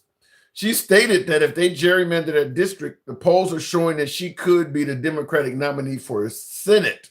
Senate would put her in control of 30,000. You know, the Senate would have her represent 30 million voters. So it would give her a significantly more powerful position than being a representative. So she stated that if they gerrymander the district, if the courts allow Texas to do what they're doing with the gerrymandering, she's eyeing possibly a run for Senate. She said that her polls, you know, whatever she's got going on, her investigation or whatever, tells her that she would indeed be competitive as a Democratic nominee for Senate. I'm asking you folks, what do you think, Jasmine Crockett? Do you think America's ready for its third Black female senator? Obviously, Carol Moseley Braun of Illinois being the first one. Kamala Harris, VP Kamala Harris being the second Black female senator in California. Some arguing she's not even Black, but we'll talk about that at a different time. And then, of course, if Jasmine Crockett were to win that position in a blood red state like Texas, keep in mind, Carol Moseley Braun won in Illinois, very blue state. Kamala Harris, California. California hasn't been red since Arnold Schwarzenegger, and he wasn't very Republican either. So it's probably easier to win. Obviously, it's easier to win in California or Illinois, but could Jasmine Crockett pull it off in Texas? A Black woman winning Senate under, what is the guy's name? I can't think of the guy's name. Greg Abbott, Texas Governor Greg Abbott. You think a Black senator could win in Texas? What say you? Also, I do want to ask a couple other questions we have not talked about. Mamdani, whatever, however you pronounce his name, in New York is looking to likely become New York's first mayor. He's an open, admitted socialist. The right is calling him a communist. I don't think he's ever claimed to be a communist, but I want to ask you folks, if you have a socialist mayor of the nation's largest city, how do you think it'll turn out? Do you think he could pull it off? Do you think it'll be a disaster? Mamdani, running for mayor, likely to win, says the polls. And last but not least, this is my own analysis. Are we at 50,000? Tap the screen, get us up to 50,000. We'll take the next caller there. I do want to ask this before we take the next caller. This is based on my own analysis. I would love to be wrong. Maybe you guys can correct me. But based on my own analysis, I'm asking, why does it seem that Republicans only care about crime? Deploying the National Guard to Chicago, D.C., Portland, Los Angeles, threatening to do it to San Francisco, Baltimore, I believe Memphis. What about the amount of Americans that are uninsured healthcare-wise? Significantly more people are dying because of poor or lack of healthcare than they are of crime. Homelessness, think about all of the tens of thousands of people in this country that are homeless. Mass shootings are happening so often we can barely even talk about it for more than a day or two before another one happens. And poverty is widespread. Why are the Republicans so focused on crime and ignoring those issues? Or better yet, have you seen them doing things that maybe are addressing those issues, where the Republicans are trying to give people health care? The Republicans are trying to cure homelessness. The Republicans are trying to squelch mass shootings and tackle poverty. Have you seen that? Because I would love to be wrong about it, but I'm not seeing that. Going to the box, and Gregory Johnson says they hate us. Read Project 2025. I think Trump has came out and said, I hate Democrats. You don't need to read Project 2025. You can play his actual quote. Tim, what do you think of Trump destroying our White House? He's not destroying the White House. He is improving the White House if you take his word for it. My guess is the White House will improve. He's going to add on the square footage of it. He's not destroying it. He's destroying history of it. There's no denying that it's going to be different than what it was. So, folks like, Jackie Kennedy and things like that, the First Lady's portion of it, he has destroyed history of the White. But as he points out, and many on the right point out, he's not the first person to make changes or additions to the White House. So the problem is the optics and the timing of it, because President Trump made it clear that he was going to add a ballroom, but it was not going to affect the existing structure. That is obviously a lie when you got photos of them tearing the damn thing down. So he lied about it. And then, of course, he started out by saying it was going to cost $230 billion, and now he's up to $300. So that is a problem. The optics of what he's saying is not measuring it up to what is being done. Not to mention, and I'll go to the box after I complete this, but not to mention the numbers being all over the place, him lying about it wasn't going to affect the White House. Nobody's even seen a blueprint, no architectural drawings or anything. He didn't get permission to do it. He didn't tell you what he was going to do. So this is literally him tearing down the White House, and you just have to trust what he is saying. He hasn't told you it's going to be a ballroom. It's going to hold a bunch of people. What is it going to look like? Is it going to have a dome? I mean, describe it. I mean, no mention of it whatsoever. No mention. Can it be used for something else other than just a ballroom? No discussion of what is going to be there other than it's a ballroom is going to be fantastic. No architectural drawings, nothing's been submitted to the public, et cetera, et cetera. And by the way, even though he claims that this is going to be covered by donations and stuff like that, the White House is the people's house. That does belong to us as taxpayers.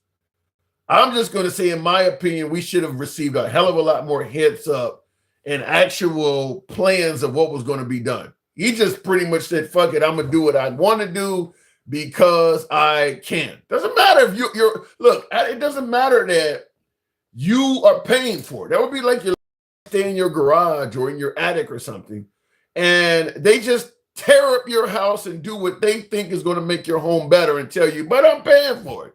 No permission, nothing. Just start tearing your shit up. So I do believe that is a bit wrong that he did it that way. That's my opinion. I don't know how all the other presidents in the past made additions and things like that. But I gotta assume they probably got permission or alerted the public to some degree. I don't like the way he's doing it that way.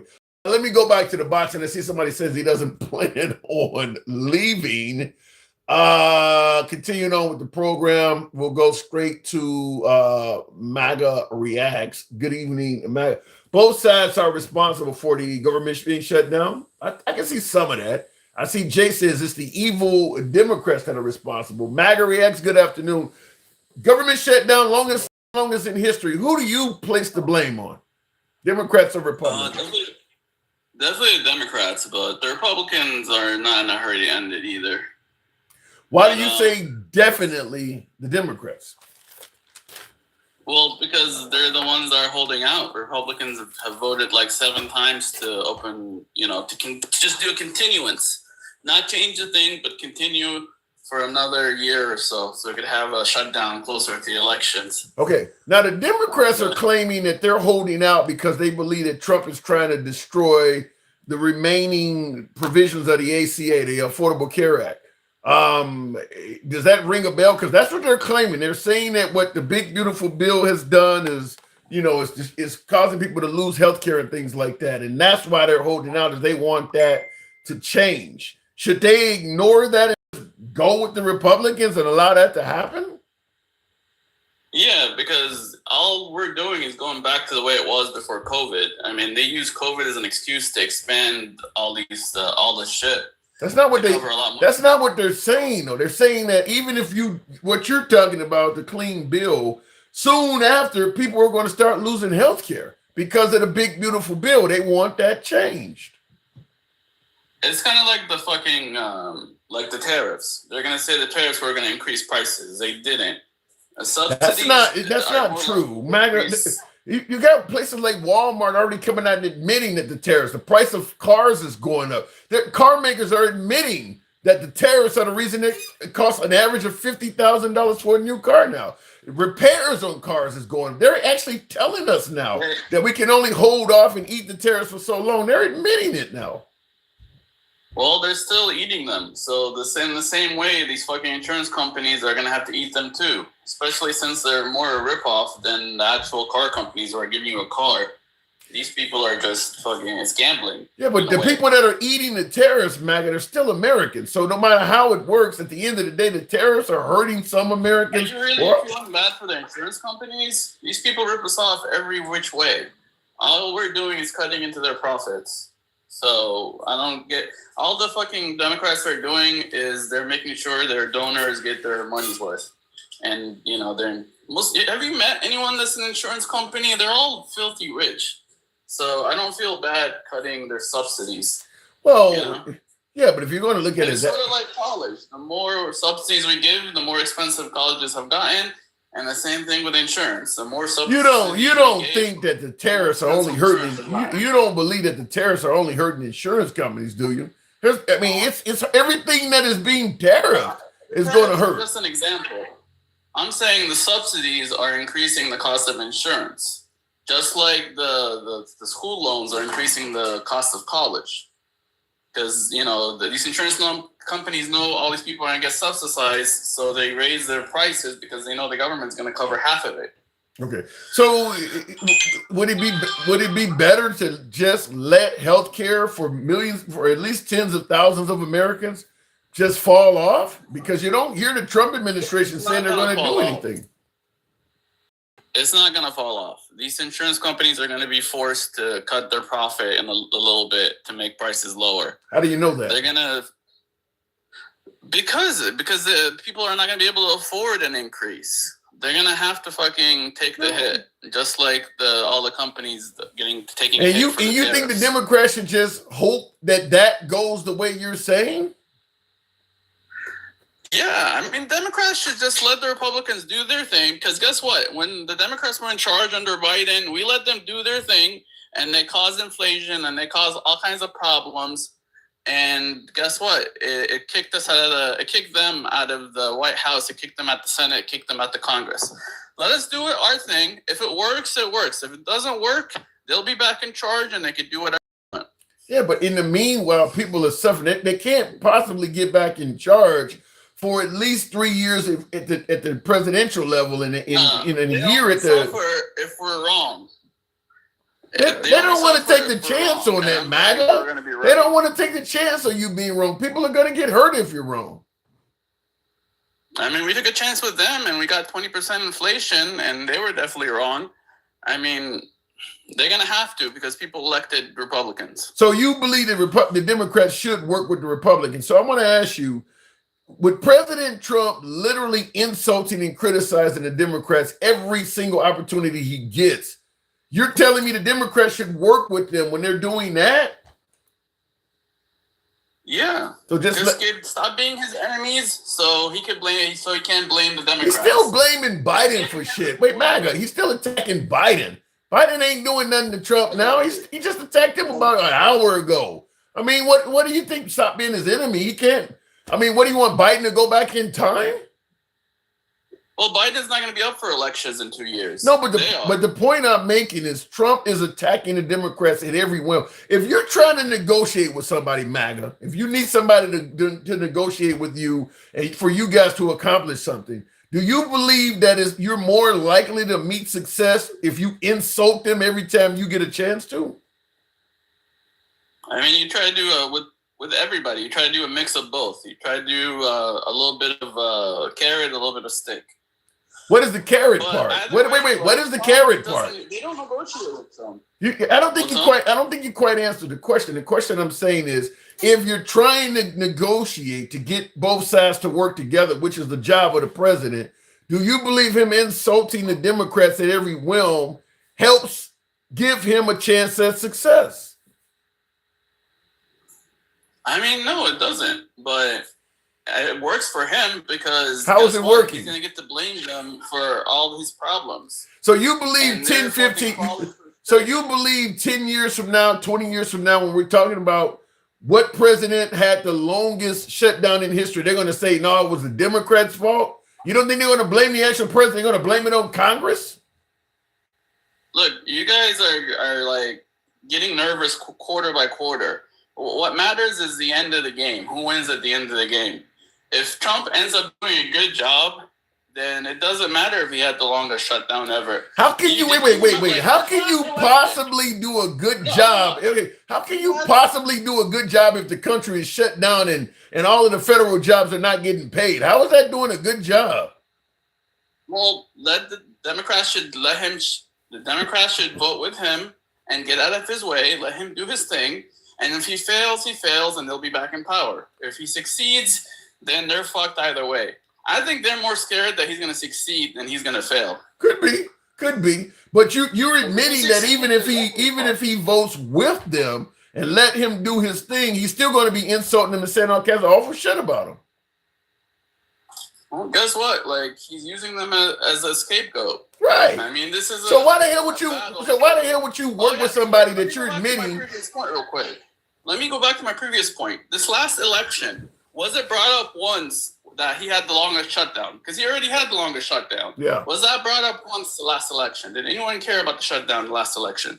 No, I think that Trump was so divisive during the last. Because a shutdown is something that shows the country is divided. We were already so divided on so many other levels. I don't think you needed to bring it up. We're more divided now probably than any time we've been in your lifetime or mine. And I'm Generation X. We're probably more divided now than we've ever been in my lifetime. Listen, for most people, these shutdowns have not changed our lives whatsoever. And every new shutdown is less serious than the previous one.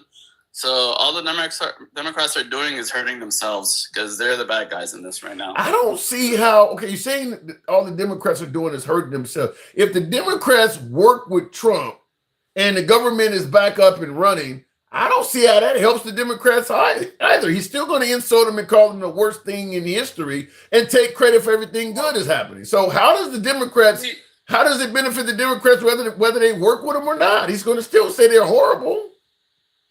Look, if they're correct and insurance prices go through the roof, like they said about tariffs and they said about a million other things, then guess what? They'll be in the power to do whatever they need to after the next election.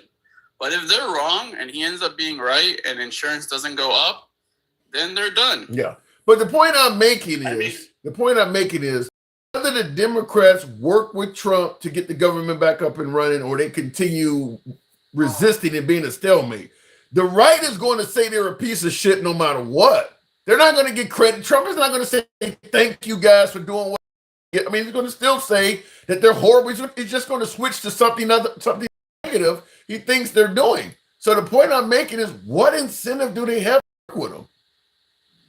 But this is the only thing negative they can do. There's not really much else they can do. I get that, but I understand that. But what incentive do they have to work with somebody who's going to continue saying you know? By the way, do you think Trump would work with somebody that's doing this to him?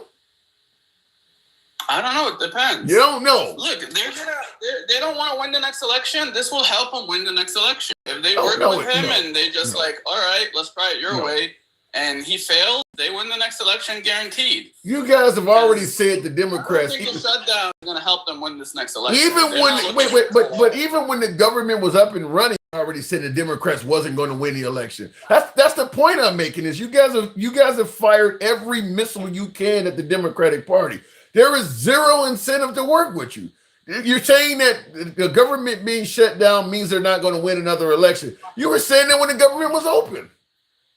Look, we had no incentive to work with them back in Biden's day, and we did.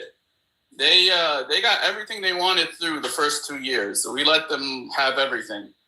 And what? You know, that's why there's no shutdown during Biden's fucking 4 years. We let them fuck up the country, and they fucked up the country, and that's why we're in charge now. Well, I'm just so they should do the same thing. They're scared that he's actually going to do a good job because he's not fucking Biden. He's not in bed every fucking day.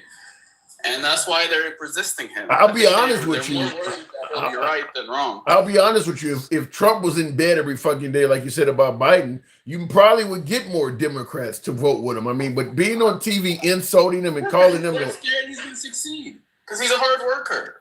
Even if he's wrong, he's a hard worker. I don't think you're hearing anything I'm saying. What I'm saying is it doesn't matter if Trump is the best president we've ever had. You're not going to insult and name call your way to glory. That shit has consequences. If you're going to go on TV every day and tell people the Democrats are awful and they're a piece of shit, they're not going to work with you no matter how great of a president you are. I don't think you guys realize that. Okay, but what I'm saying is they should stop being in the way because right now they're earning those names. They're earning the name calling by resisting. If they let him have his way, he's still going to name call. He's still going to. People will be like, if they let him have his way, he's still going to name call. Okay, then the people will be like, "What an asshole for naming." They're not going to. Why would you do that though? Why would you? Because they're shutting down the country. Yeah, but why would you do that? If he's going to treat you like shit no matter what, why would you give him what he wants? Because it's the people. You want to win over the people by not being the source of their shutdown. Then why wouldn't he stop the name calling? If you want to win over the people, why won't he do that and stop the name calling? Is not benefiting America one bit. Why not do that and try to get the sides to work together? Right now, it's hurting the Democrats, which for him it's hurting the American people, MAGA. It's not hurting the Democrats. It's hurting us all. It's hurting the Democrat leadership because he only insults the Democrat leadership. I know you like to make it like he insults all Democrats, but no, he specifically names them one by one, and for the most part, bullshit. He said, "I hate Democrats." He said, "I hate Democrats." That wasn't one by one. He's arguing 100 times. Don't you? I know this is one of your black holes. Let's not do that. But we've had it ain't just that. He said the Democrats hate America. He said plenty of blanket anti-democratic statements. It ain't one by one. He said all kinds of blanket statements. I assume he's talking about the leadership because he is. The Democrats don't assume that shit. That's you that assume that. The Democrats assume he's talking about all of them. Because they want him to insult their followers like they insult MAGA. Yeah. But he's not that stupid. So when he says the Democrats, let me ask you, when he says the Democrats hate America, who do you think he's talking about? The leadership. All those senators and Congress people that are voting to keep the government down. So he loves the Democratic voters He just hates the leadership. Yeah, because he wants them to vote for him. He wants all those Democrats to become independent and vote for him. And so far, he's succeeding. You really believe this stuff? A lot of them are voting for him. You really believe that all these Democrats that don't want ICE, don't like his policies and stuff, you think he loves those people? There's always more people that listen. If people were hating ICE as much as you guys say, he wouldn't be for ICE so much. He's betting that they're gonna like the safety and security of what he's doing more than what the media is them, like lying about. Basically, he's going to lose that bet, MAGA. I got to move it on, but he's going to lose that that's bet. What the next election's for. I mean, you guys are like predicting the future. We're like, no. How about you wait and see? One last thing. There's been 5 female senators, 4 if you don't count Harris. There is one from Delaware. Who? Name. Who is she? Name. I have an Angela Denise Ellsbrook from, where is she from? From Maryland. I have somebody named Blunt, Lisa Blunt Rochester from Delaware. Then I have LaFonza Romero. I said black. We're talking about black women. Yeah, these are all black women. I ain't never heard of any of these people. There's a website that has them, the Biography Directory of the United States Congress. I found 5 black women that are senators. Oh. One from Maryland, one from Delaware, 2 from California, and 1 from Illinois. Okay, you're teaching me something. I have not heard of these people. You said there's been 5 black female senators at the state level. Yeah, just Google black senators, and then the first thing that comes up is U.S. Senate, African American senators, and then if you look at that list, there's 5 female names. Okay, fair enough. I'll be sure to correct that. Thank you. I got to move it on, though. MAGA reacts. And somebody said he is wrong. I'm not going to say he's wrong because I haven't looked it up, but I thank you for telling me that. I haven't heard that. I thought that Carol Moseley Braun in Illinois was the first and Kamala Harris was the second. In fact, I thought I heard Kamala Harris say that she was the second. She just said that she just said that recently. I gotta see what you're talking about at the state level. I mean, at the federal level. We're not talking about state senators. We're talking about at the federal level. I gotta move it on. MAGA reacts. Thank you. Moving on the program. By the way, tap the screen. Get us on up to 70. We can make 70. Goddamn Junebug, what's going on? MAGA reacts needs to come out of the closet. What makes you say that? JGS for real. Get your boy up to 70,000. Looking in the comments here, all of them Dems, Republicans, and Trump, says Moran. What do you mean? All of them Democrats, Republicans, and Trump? I don't understand. I mean, that's covering the spectrum. What do you mean?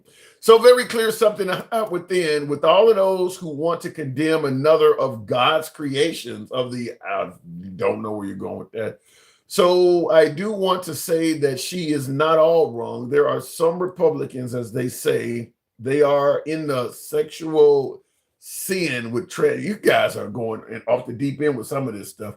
Anyway, continuing on with the program. Let me make sure I'm actually up to date. Okay, there we go. I see in the comments, Robert Kennedy says, bye, you are embarrassing. Superpower, and there are wars, migration, and hunger in that world. What are you guys talking about? Okay, let me continue on because you guys are talking about a bunch of shit, of course, that has nothing to do with what we're discussing. He's saying one man's trash is another man's treasure.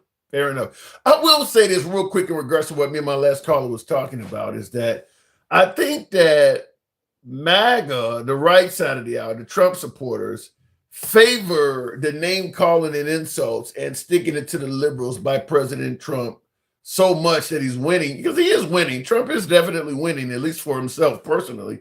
He is a very successful president. He's getting everything he wants. I think the right favors Trump victories over the Democrats so much so that they don't even acknowledge that there are consequences for all that name calling. Like, for instance, the people are protesting and he posts a picture of himself dumping shit on the protesters. Well, they laughed it off. It's a joke and things like that. People take that shit to heart. People take that to heart. I'm assuming that when, folks are protesting the mask mandates, or protesting them when they thought Trump was being, robbed of the 20. The right would have felt comedy if somebody on the left had posted a picture of them being shit on. I don't think the right understands that the name calling that that they are taking pleasure and comedy from that Trump is doing, it does have consequences. It does have consequences. You know, that's why we're discussing right now, why won't the Democrats work with Trump? And I'm pushing back by saying, who's going to work with somebody that's insulting them constantly? And my last caller being MAGA, well, they just should do it because it's right for the country. Just let them insult you and work with them. That's not realistic. That's just not realistic. People are not going to work with you when you they treated him like shit, so he's doing it back. Then there's not going to be any negotiation. You either want the sides to sit down and get the country back up and running, or you want to take revenge on, Democrats you believe that treated you wrong. You're not going to do both of them. You're not going to run the country in harmony while you're taking revenge on the Democratic Party. I don't think MAGA realizes that. So now that Trump is getting his revenge, which they're celebrating, they're wondering, well, why won't the Democrats work with him? Well, he's in the process right now of taking revenge on everybody. That's why they're not working with him. I don't understand why they don't get that. I just don't. Either celebrate his revenge and enjoy him taking revenge on his adversaries, or ask him to stop, at least temporarily, to get the country back up and running. You're not going to do it simultaneously. And until folks understand that, this shit's going to keep happening. Looking in the comments, Zachary Smith says, speaking of ICE, why do they need missiles and warheads for immigration? Sounds like the start of a private army to me. Denkel brought that up at the beginning of the broadcast. I had not heard about that ICE is getting missiles. I don't understand why they need that either. I do not understand why ICE would need missiles. Missiles are an offensive weapon designed to take out a distant target. I'm not aware of any reason ICE would need missiles. ICE operates on U.S. soil. So where are they going to be using these missiles? Are you going to be firing upon distant targets in the United States? I don't understand why ICE needs missiles, but this also falls under the category of what, like I said, President Trump does not explain a lot. And because he controls all branches of government and he has very loyal followers by way of MAGA, they don't ask questions, so he can get away with this. Junebug Lynn, appreciate that. Welcome to the program. Thank you, Junebug. Appreciate that. Before we continue on, make sure I didn't miss anything here. The company that sells armaments to ICE does not make missiles. So, Archie Ego, you're saying the whole missile thing is a farce? I'll take that at face value. I don't have enough to push back. I don't have enough to agree with you. I don't have enough to disagree with you. Let's see how it develops. Because if it's true, you will hear it coming up more and more. Let's see how that develops. Going back to the box, I just clicked on something. Don't know what I clicked on, but we'll give it a moment. If not, we'll bring up the next guest. I think somebody dropped off while I was trying to click on them. Real Talk with Donald, whatever that says there. Trust God, Jehovah. Yes, sir. And the chemical weapons are tear gas, literally. Real Talk. Good evening. Tough questions and answering them. I'd like to have you back. Thank you. Good to see you. Appreciate it. Appreciate you. Okay, I don't know if I just queued up another Shannon Sharp video there. Either he was having sex or sleeping. Thank you. Wow, I don't know what that was. Let me go back to the box. One of my subscribers, Fer the Great. They've been convoluting the DHS and ICE to confuse and cause chaos. Something, I think when ICE starts wearing masks and things like that, they're creating a lot of their own chaos too. Fer the Great, good evening. What's up, Tim? How you doing? I'm doing good, just hanging around like Jesse Jackson at a Klan meeting, as I always say. So what do you think? Do you trust your current commander-in-chief? Nah, man. Nah.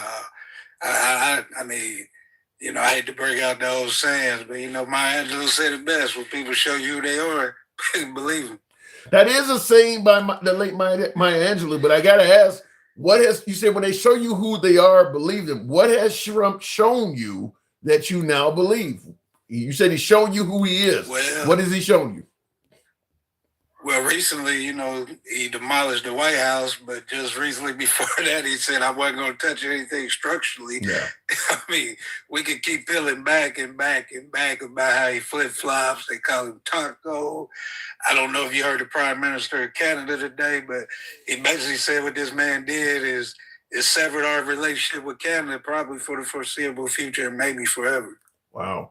What has he done recently with Canada? I mean, because obviously everything from threatening him to become the 51st state, calling the prime minister governor. I mean, the insults from Trump towards Canada have been numerous. And once again, this is going the same thing I'm talking about toward the Democrats. You say all this awful shit about people, and then you just expect them to forgive it and forget. But what has he done recently? I mean, he's done a lot of negative things to Canada.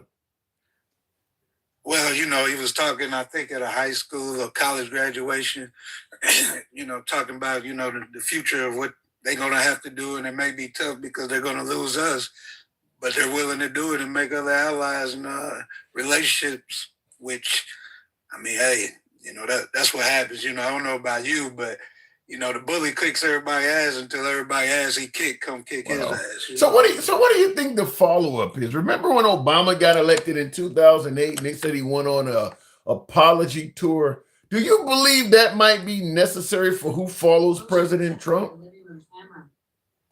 It's definitely necessary. I mean, this isolationist shit, I mean, MAGA and Trump to some degree and that whole ilk, this ain't 1920, this ain't 1930. You know what I mean? I mean, it's not even 1960. And what I mean is that, yeah, everybody got military now. You know what I mean? An armed society is a polite society. You just can't push people around. You know, people ain't broke no more. Well, I don't know about that. There's still I do agree that militarily a lot of countries have gotten stronger, but there's still some weak ones out there, and we're certainly pushing them around. Venezuela, Colombia's now being in the mix. Obviously, we just bombed Iran recently. We're still bullying and pushing some people around because what we're doing to Venezuela is wild. I mean, we're pretty much just telling Venezuela we can, you know, dock off of your shores and blow up boats because we can if we think they're dealing drugs. What are you going to do about it? Well, and I'm glad you said that because I almost forgot my thought on that. I'm 48. I know you may be a little younger than me. No, I'm older. You remember? I know, man. No. I'm just fucking with you. But you remember where we could get Sudafed, where we got the Tylenol? Remember that? We can get Sudafed. Wait. What do you mean? You know where Sudafed is now, right? I mean, that's the shit they used to make meth. It was usually behind what you call it, behind it's behind the counter. Yeah. Now. Yeah.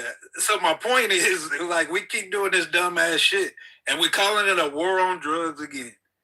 I mean, what the fuck are we doing? I mean, that shit didn't work then. It's not going to work now. You know, we want to treat the smug instead of the fucking addiction, man, and that's never going to work.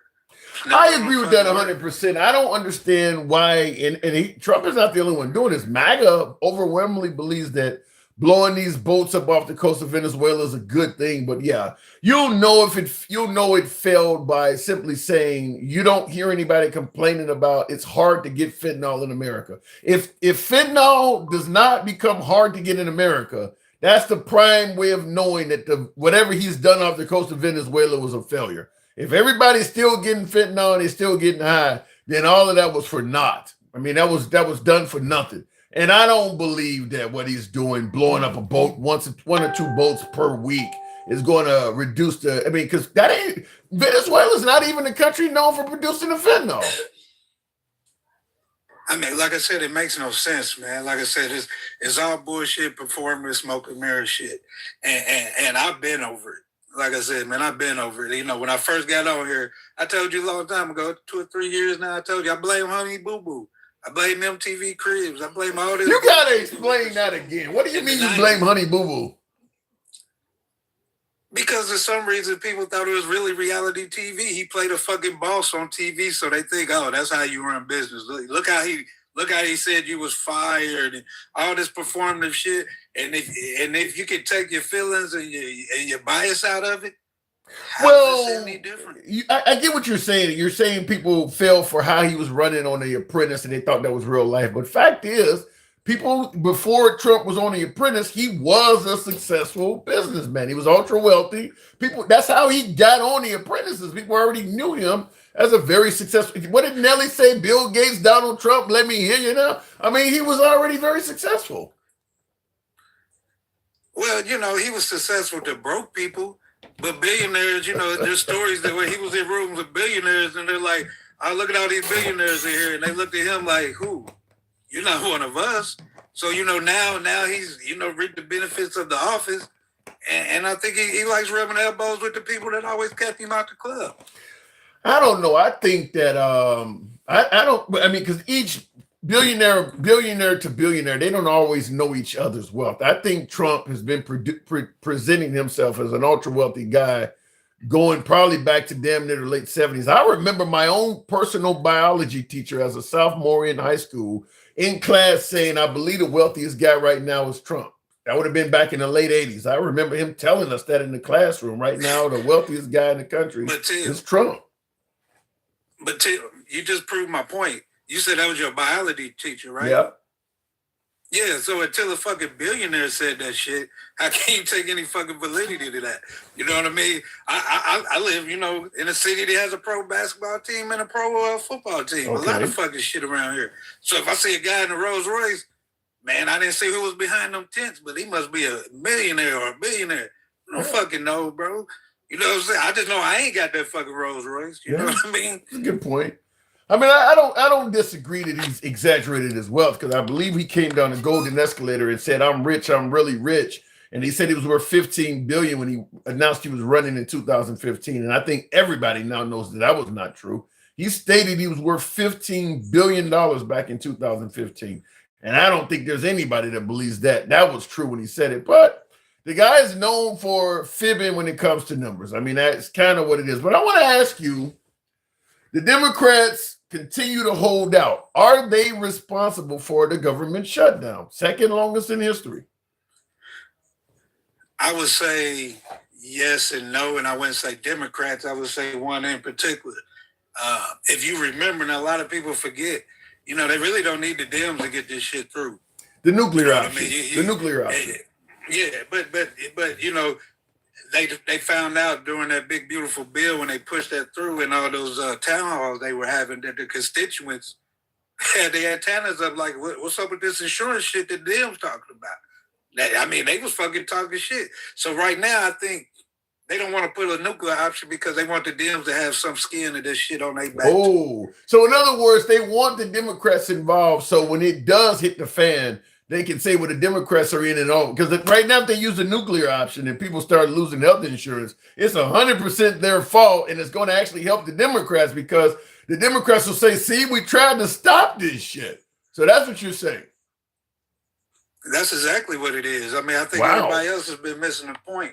It's that fucking simple because this shit is trash. It was trash when they passed it, and people were speaking up against it then, but it passed. So now when this shit's coming to a head, and they want the Dems to jump on board. And I think the Dems is pretty smart to say, nah, you got us once. That's why I said Schumer shouldn't have voted the last time.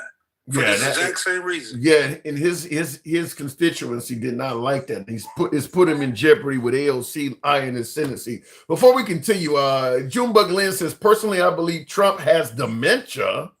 They keep pumping with meds to keep him somewhat lucid, but his late night post, come on, man. Come on, the man is crap. Do you think Trump is cognitively starting to decline?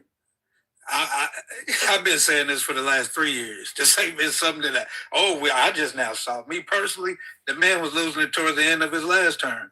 I mean, just the bullshit he was saying. He won. We could say racism, this, that, or whatever the case was. He won. But the man was talking about sharks and fucking batteries and fucking the guy that eat people, Hannibal Lecter. I mean, I don't know why people didn't see this shit. I mean, the shit's been there. Before the cankles and all the other shit, the dude's been batshit crazy talking about nothing. You know what I mean? But all he has to do, you know, you ask him, what about healthcare? Well, you know the dogs are now bisexual and dressing up like girls. You know.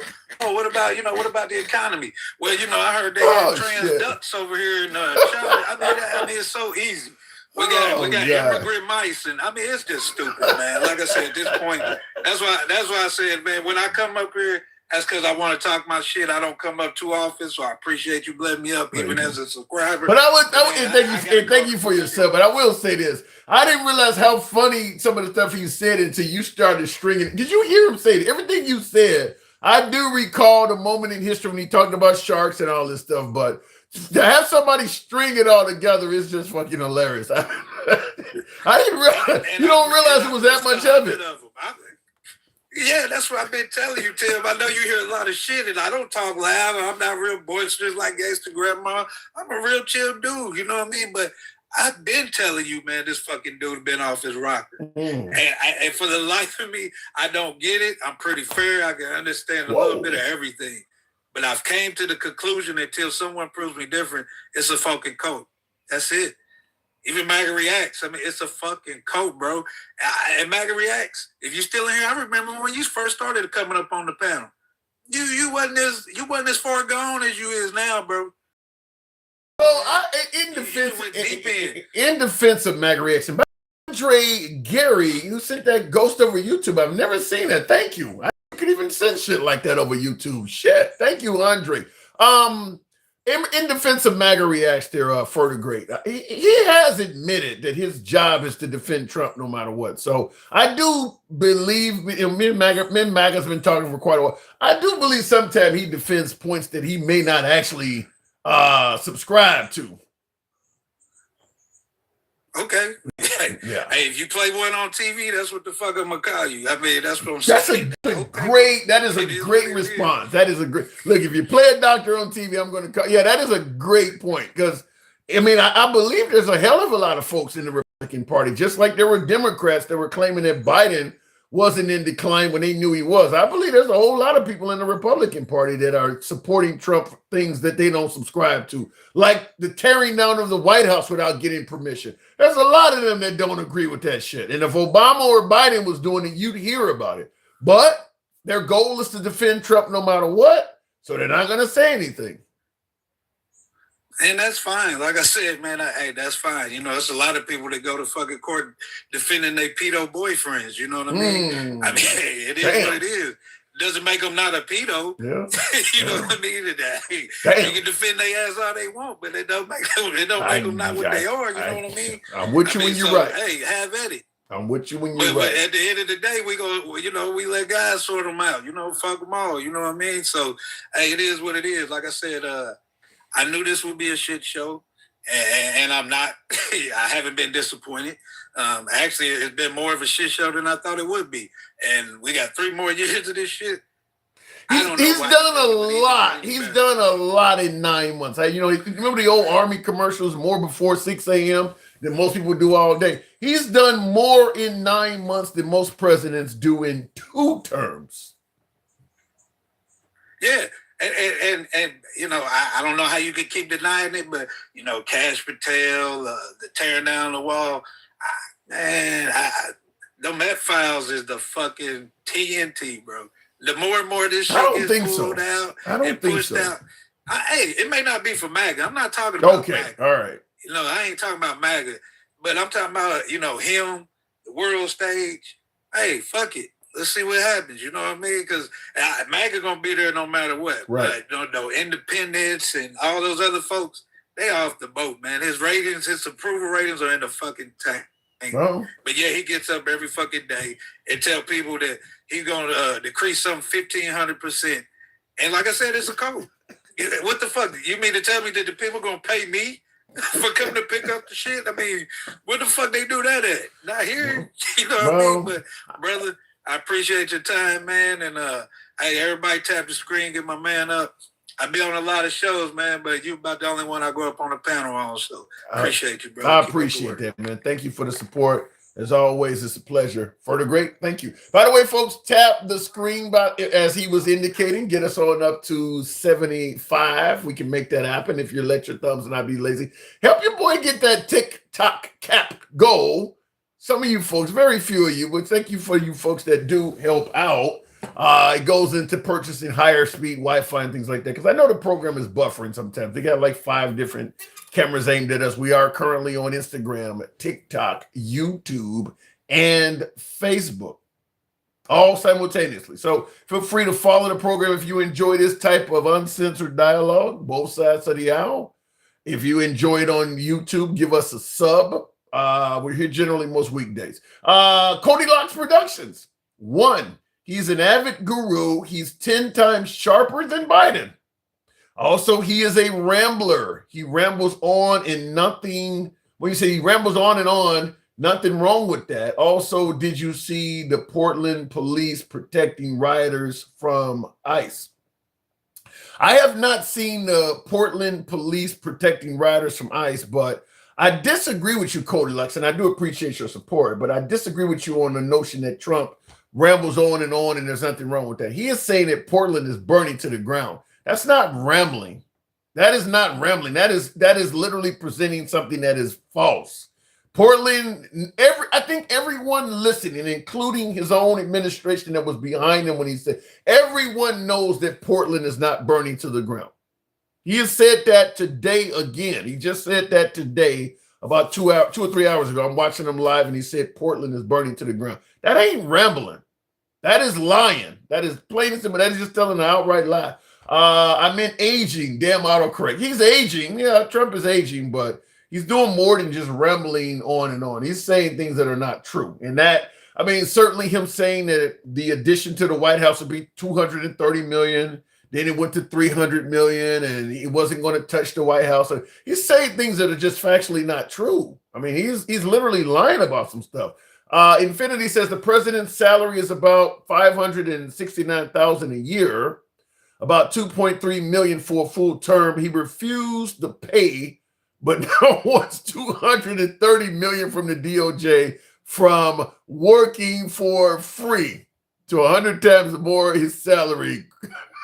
Quite the deal. What the fuck? And he's going to get that 230 million. He claims that the Department of Justice was weaponized against him under the Biden administration, the impeachments and things like that, the raid on Mar-a-Lago, and the damage it did to his family and the legal cost involved in fighting those cases. And he wants pay plus damages to the tune of 230 million.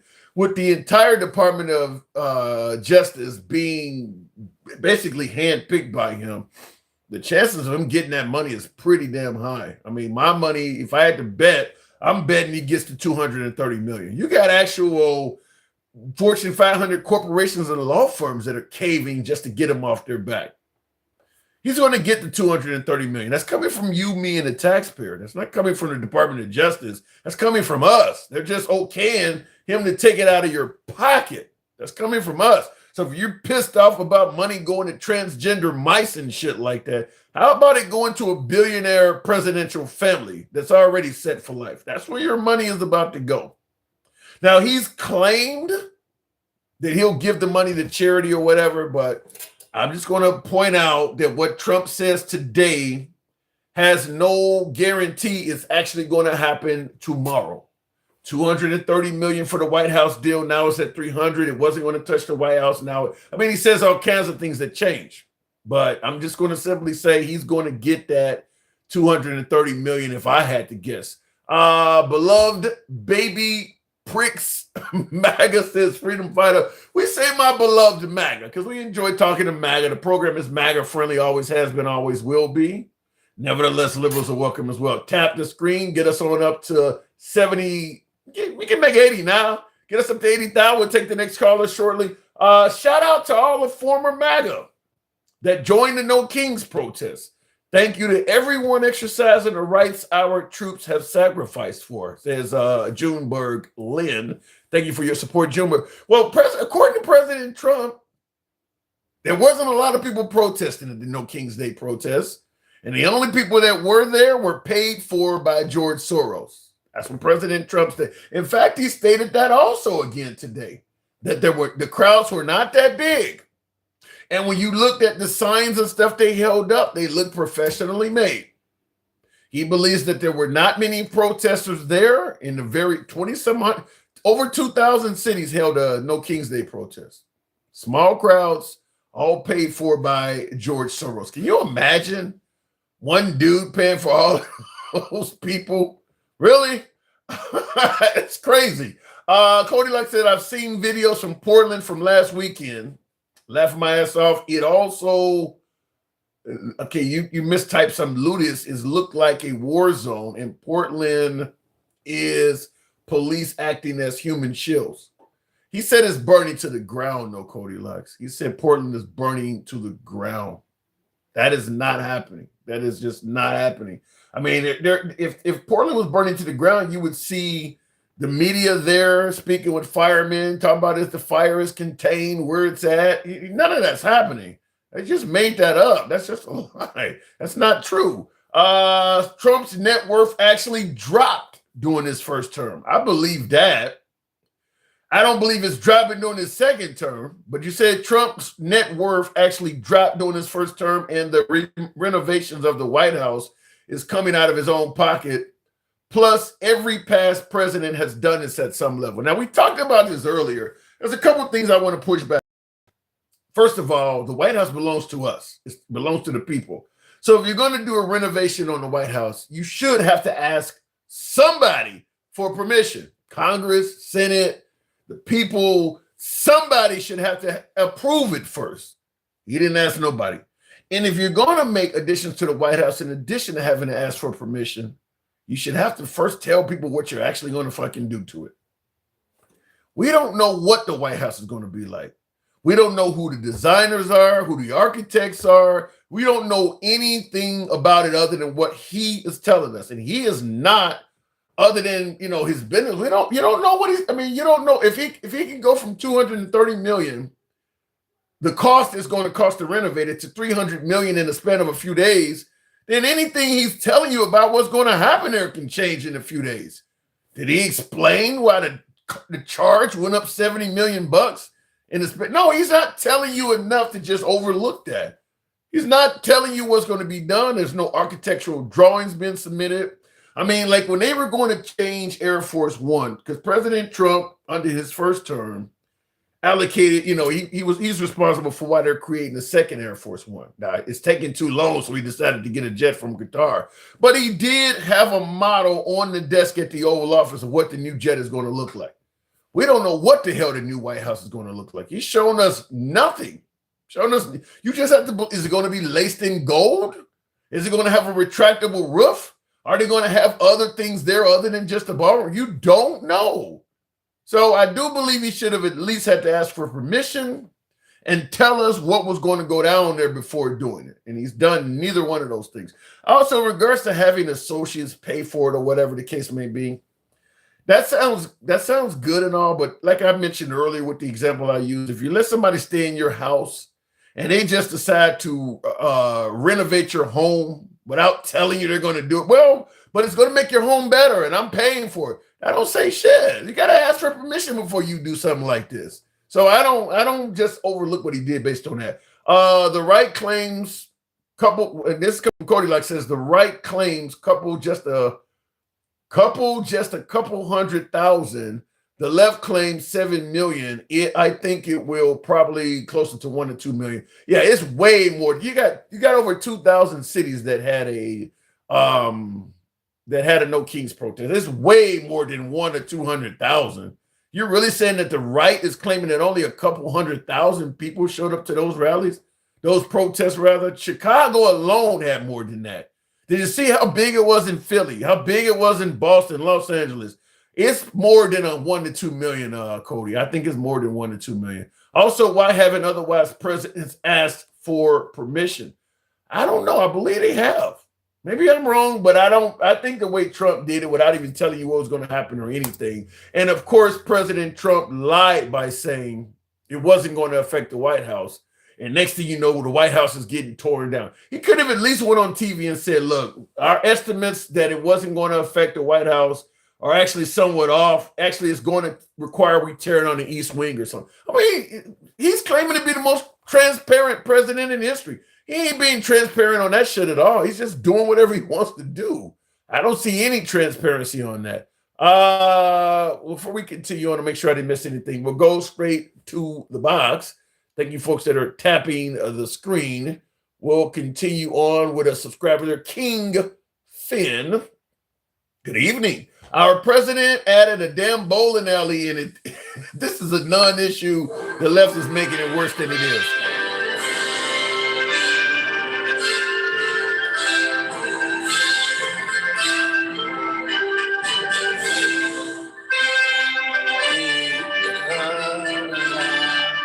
Yes. Thank you. Thank you all. We're going to cut that shit off. Thank you all for the time and the candor. But Tim, you know you on some bullshit. What did I do today? Before you continue, I just want to address one of my super chats. The guy said the president added a damn bowling alley to the White House. It's a non-issue. The left is making it worse. He tore down a large portion of the White House. What else in history has been equivalent to that? I mean, you're seeing that shit on 4K getting torn down. You think that's a non-issue? You're not telling us where the money is coming from? For all we know, there may be people who have access to the White House because people just gave all this money for no reason. There's more to it. King Finn. You know damn well where that money is coming from. The $230,000 that he finna pull, the $300 million that he's gonna pull to renovate the Gold House, because it's no longer gonna be the White House. That slanderous motherfucker already put hundreds of thousands of dollars in gold in the Oval Office and all around the fucking White House, let alone tearing down the East Wing to make this fucked up 90,000 square foot fucking ballroom. You know who else has a ballroom that big? Guess who? Ooh. Take one wild guess. Putin. Putin's ballroom in the Kremlin is 65,000 square feet. And you know that little dick motherfucker got to make his bigger because that's what it's all about. Well, here's where you're going to accuse me of fluff. Here's where you're going to accuse me of fluff. And I will say, in defense of Trump, he does have a point that many other world leaders can entertain far more people in their nation's Capitol buildings. And in America, it's only like 200 people or something that can be in it. So I can understand wanting to expand it. I just don't like the way he's done it. First, starting out by lying about how it was going to be done and it wasn't going to affect the White House. And all of a sudden, now we see shit getting demolished. And he didn't explain, well, what changed? He didn't say anything. But in his defense, I can understand. Go ahead. No, I don't understand. Because the government is in a fucking shutdown. Hundreds of thousands of people, if not millions, are going to lose health care. The optics are bad. The optics are bad. Benefits. Yeah, the optics are bad. They're losing fucking money. They're losing all types of shit while this fat shit stain sits in there trying to redesign the fucking White House. How about we fucking fix the fucking government? Shutdown ain't because of the fucking Democrats. And you're right. The Democrats face some fault. But I can understand why they face fault because I don't want to work with them motherfuckers neither. All of the motherfuckers in his administration need to go to jail.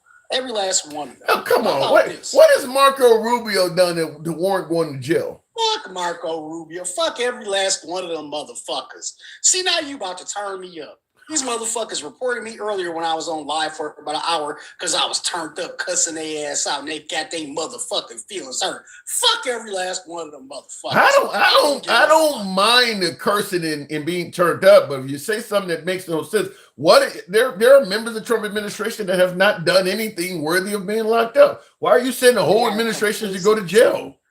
They are complicit. If me and you go do a robbery, okay, and you the motherfucking getaway driver, are you getting some time too? Yeah. Even though you didn't walk in the bank and rob the motherfucking bank, are you getting some time to get a getaway driver? I don't disagree with that, but what has Trump done that Marco Rubio was complacent in, worthy of locking the man up? Well, let's see here. He's sent $40 billion to Argentina. He's complicit in that. That's not a crime.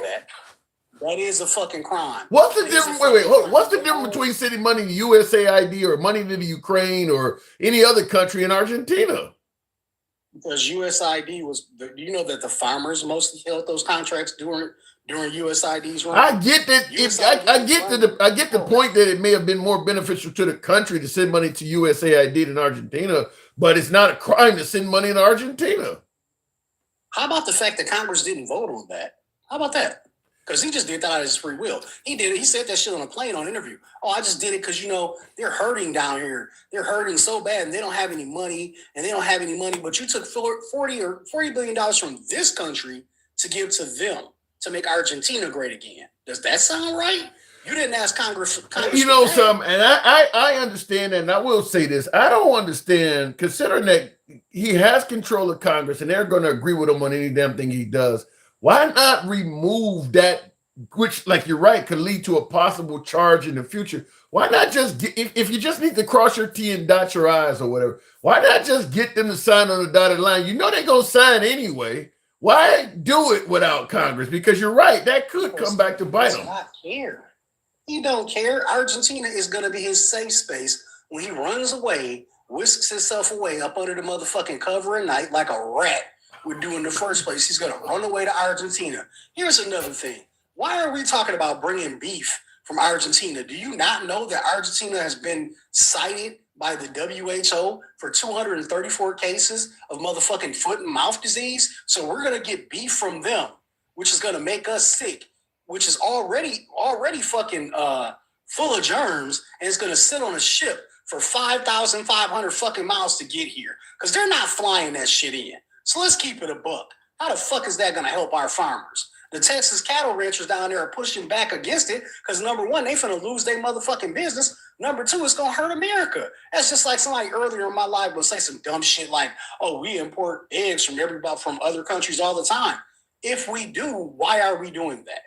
Yeah. Why are we importing? You just educated me on something I did not know about the foot and mouth thing. But yeah, in regards to pushing back, saying we import eggs and shit, what part of America first is all of this? You're getting stuff. That is my. Yeah, you're getting stuff from other countries that Americans used to produce. I mean, if you're going to bring back jobs to America, that's doing just the opposite. You're outsourcing farming jobs now. But I didn't know about the foot and mouth disease thing.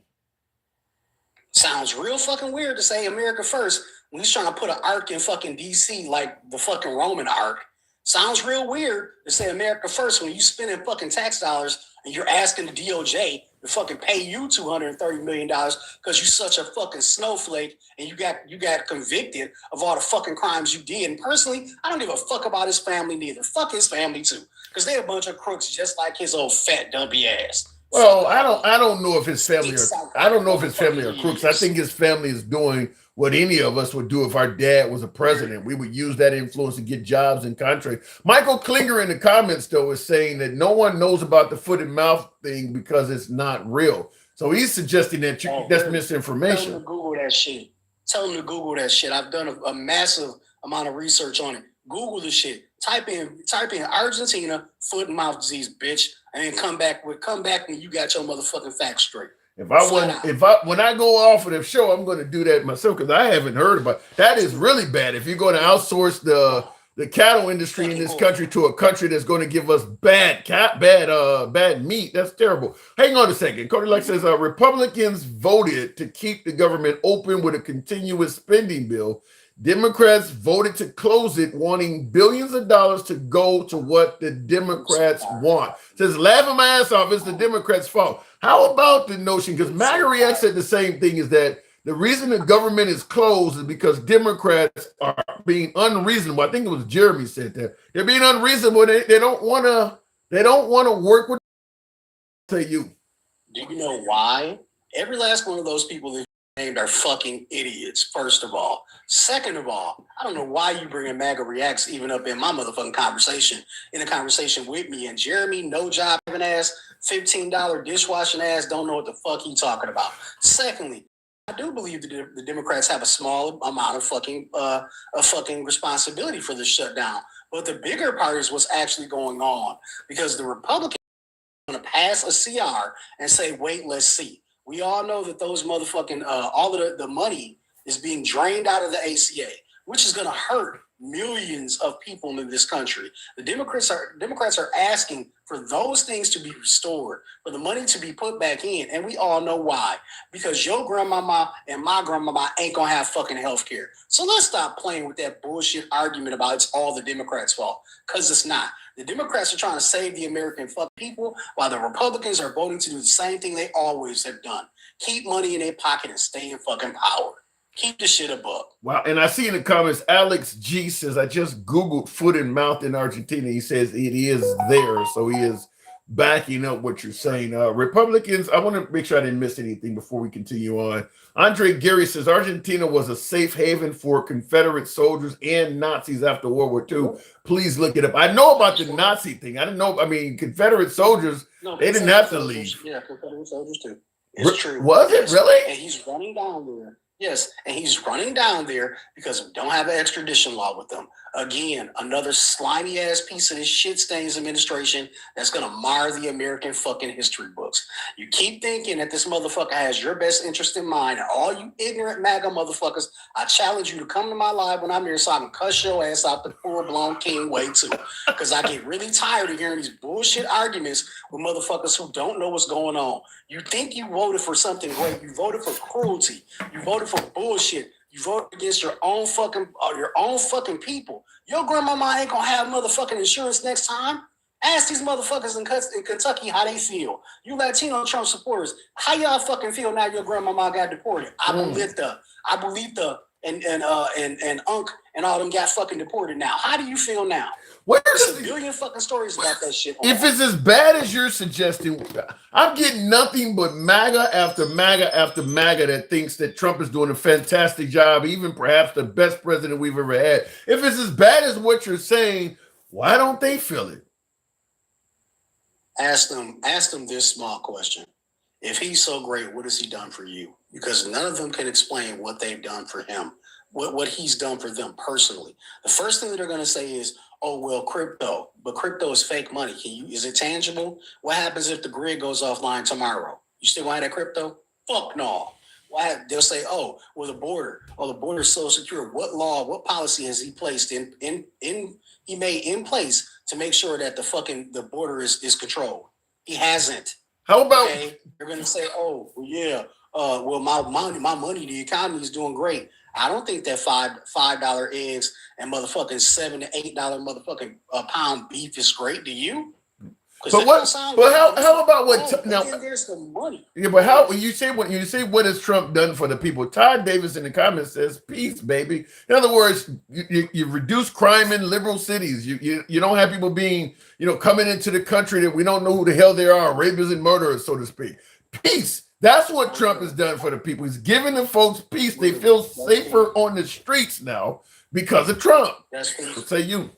Right. I bet you those people do feel peace when they see the ICE Gestapo running around in the motherfucking streets. Because that's what they are. They're a private military force like Blackwater. You ignorant motherfuckers don't think past your own motherfucking nose. That's why he got y'all in the party. And that's why y'all voted the way y'all did. Because you can't see you can't see your fucking face for your nose. You're steadily looking into the motherfucking crosshairs and you're not seeing that you're gonna be the next motherfucker as a target. Please stop thinking. I don't think they see that. But Joe Shalom in the comments says Tim is a piece of trash, everyone. So I definitely got a detractor in the comments myself. He's referring to me as a piece of trash. But piece of trash. I don't think you're a piece of trash. I just think you fluff a lot. Which is possible. I mean, yeah. What is this? The big pun remix? I'm not trash. I just fluff a lot. I'm saying it is what it is. You can just accept it, man. You got to take accountability and responsibility for your shit. Let motherfuckers get on here and say bullshit talking points like MAGA Reaction Jeremy. They spit all their racial bullshit, their racist goo out, and then they think that somehow because they're talking to a black man, they doing some type of, and you agree with them sometimes that they're doing some type of civic fucking duty, but they're not. They're just showing their racism even more. Keep doing it. I say keep doing it. Let them get that racist shit out so that the next black person they see can slap the shit out their ass. Let them know. I say keep doing it. I want to do it too. I want to catch a motherfucker right here in my state. So you can talk that shit to me on my live. I can walk up to you right here in this motherfucking state and slap the shit out your ass. Because it's going to be worth it to me. I got bail money, bitch. Know that. Okay? I got bail money. We'll end it on that, King Finn. Always a pleasure. King indeed.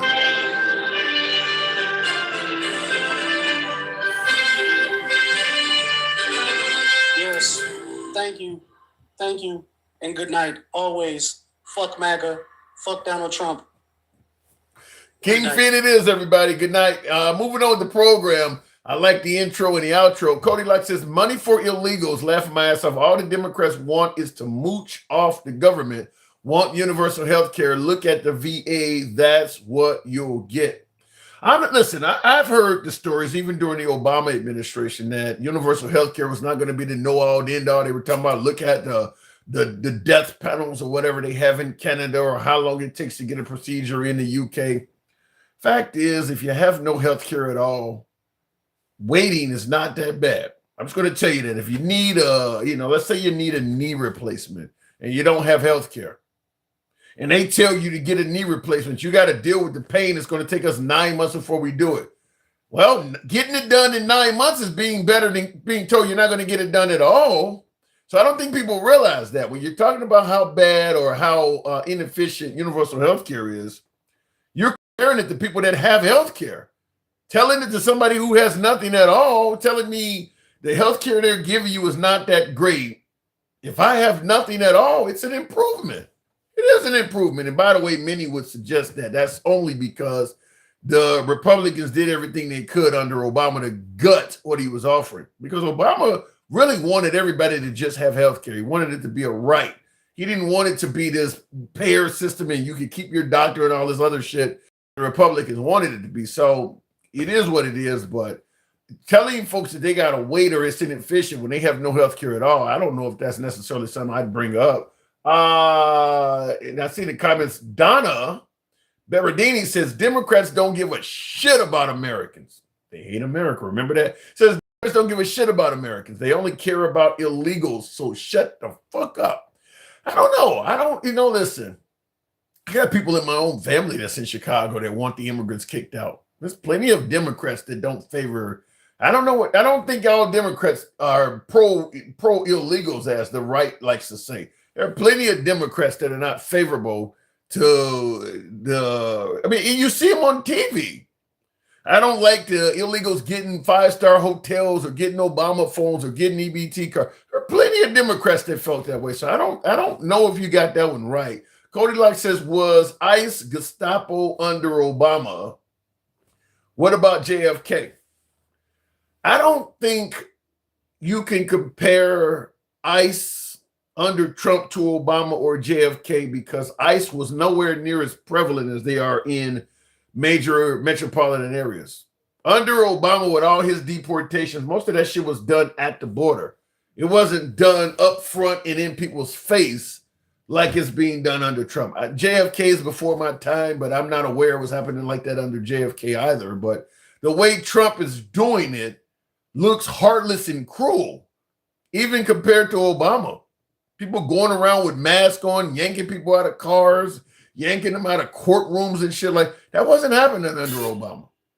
So you don't even need to deport anywhere near as many people as Obama did.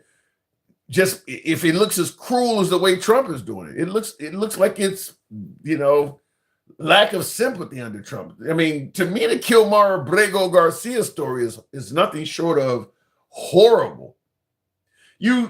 First of all, I still don't even know what official crime that Kilmar Abrego Garcia committed other than being in the country undocumented, being here illegally. You're going to deport him to a prison in El Salvador with no release date? I don't know anything that Obama did that's that bad. When he deported you, he deported you. He didn't send you to prison in another country that you weren't from. Obama didn't do that. And then, since Kilmar Abrego Garcia, by way of a judge's order, was forced to be brought back to America after Trump's administration tried to do everything they could not to bring him back, 3 countries in Africa have officially went on record refusing to accept Kilmar Abrego Garcia.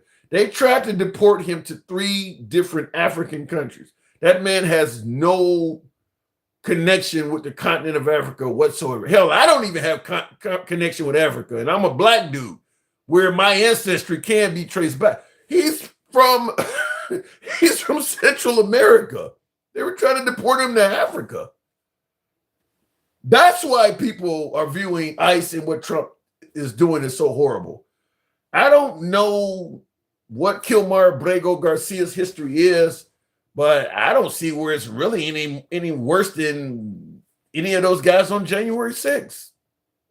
You know what? He pardoned them, but you want to send this dude to Africa? That's why it looks like that. Here's the last $5. Tim says, Joe Shalom, country is more important than your fucking podcast. Stop pretending there are equal size assets. Asshat. Well, it depends, Joe. Depends on what the topic is. There are some topics that there are equal sides. There are some topics that I believe the Republicans have the high ground on over the Democrats. Depends on what the topic is. So when you say stop pretending that there are equal sides, it depends on what topic you're discussing. Cody Locke says the VA is a universal health care for vets. Many recipients get denied for life-saving care, not good. And Bernie said he wants the VA program for the USA. Like I said, I'm not saying that universal health care is awesome, is 100% effective, but it would be an improvement in its ineffective state for millions of Americans. Millions of Americans currently have less health care than that ineffective VA care you're talking about. As ineffective as the VA you're talking about is, that's better than what a lot of Americans have. So you can talk about it ain't effective, but I'm simply saying it still would be an improvement. That's like saying if I hand somebody a 1977 Gremlin, it's likely to break down on them and it's not a good car. But if they have nothing at all, it's an improvement. It's still an improvement.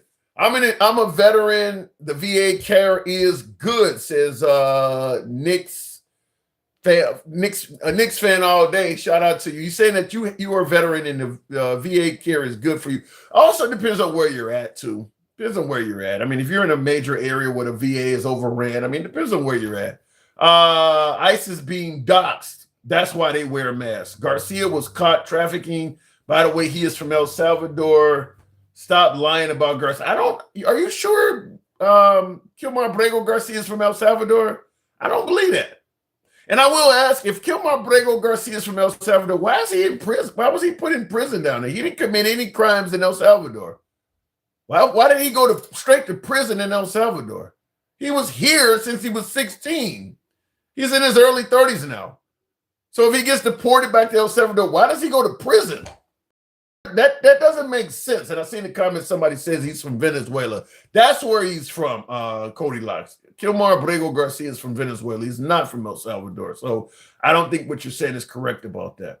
So, and in regards to ICE being doxxed, so you're saying if I actually dox a member of the Houston Police Department, the whole department gets to wear masks indefinitely? No, you don't get to use that. He was a gang member. And also saying that he trafficked. Look, your record tells what you are. Kilmar Brego Garcia does not have any trafficking charges or convictions on his criminal rap sheet. None. He doesn't even have any arrests for trafficking on his criminal rap sheet. So he's not a child trafficker. That's just some shit that you might think he is. There's no proof of that. You talk crap about a group of people, then I say you talk crap about a group of people, then I can say all white, I don't know what you mean by that. Let me go back to the box. Another one of my subs there, Mr. Walter. Good evening, Walter. I always give our subs a little bit of love. Mr. Walter, good afternoon, or better yet, good evening. Welcome to the show. A gang member with a job says, a gang member with a union job says tomorrow. Yeah, you know, I don't believe Kilmar Brego Garcia was actively running in a gang, but Mr. Walter, good evening. Mr. Walter, can you hear me? Okay, apparently not. Continuing on, if army of people are constantly doxing them, yes, they would. Look, I believe, first of all, I started out from day one wearing masks. They were going to be allowed to wear masks whether they were doxxed or not. That's just an excuse now that it's happened. Well, let's just use that since somebody doxxed them. You're going to allow them to wear masks anyway. In El Salvador, it's illegal to be in a cartel or a gang, and he was a gang member. That's why he was in prison there. Well, he's not from there, and I haven't seen any solid evidence that he's a gang member. I haven't seen any of that stuff. None of that stuff whatsoever, other than Trump showing us MS-13 imposed on his knuckles. Here's the problem with that. Because now I don't have any goddamn tattoos. That's just me. I'm a nerd. But most Americans, a lot of Americans have tattoos. How many Americans have tattoos that they wish they had never got? Some broad you used to date that you're no longer with, and you got her name on your back or some shit. You're hanging out on spring break in Daytona. You put a tramp stamp on your back and you wish it wasn't there. A lot of Americans have tattoos that they don't want because we evolve. So if you're a gang member at 15 and you get some shit put on your body, they grab you at 25 and say you're still in that gang because you got the tattoo. Do you see how awful this can be when you don't give them due process and you can just judge people like that? If Kilmar Brego Garcia is in a gang, where are the photos of him hanging out with people, standing on street corners, committing crimes? Show us some evidence of him doing gang shit. Still got a union job, as Tamar pointed out in the comments. Show us some evidence of him doing gang shit. He could have, he may have a gang tattoo that he may have put on his body in the 90s. You're going to still hold him accountable for that? There's a whole lot of people that got tattoos on their bodies of shit they used to do. This is what happens when you don't give people due process. You can do any damn thing you want to do to them. Well, let me go back to the box. We'll go on and move it on with Wacken. I think that says Wacken. He's illegal, got to go. Okay, fine. If he is here in an undocumented state, he qualifies to be deported. I'm not going to argue with that. But sent to prison indefinitely? No. Sent to Africa? No. I think there has to be something that falls under the category of human rights.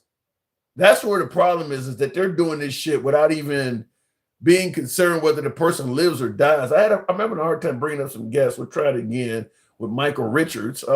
Shit, he got off easy. He's murdering the people in the boat. It's a good point. That is a good point compared to what he's doing to those folks in the boat off the coast of Venezuela. Only reason why Kilmar Brego Garcia got off easy is because his family saw him on television being checked into that prison down there, and they made a spectacle about it. You can only imagine how many people are in that prison right now that went through the same thing Kilmar Brego Garcia did, and their families don't know that they're there. When Alligator Alcatraz, it came out that hundreds of people, 1,200 I think it is, I believe at last count the number was 1,200 people went through Alligator Alcatraz, and their families don't know where they're at. They don't know where they're at right now. So there are plenty of Kilmar or Brego Garcias out there. He just got lucky that his family saw him on television and made a spectacle about it. There's a when what is her name? Christy Nome was down there in front of the people that were in those cages. There were people there. I saw a news clip where somebody said people were yelling then.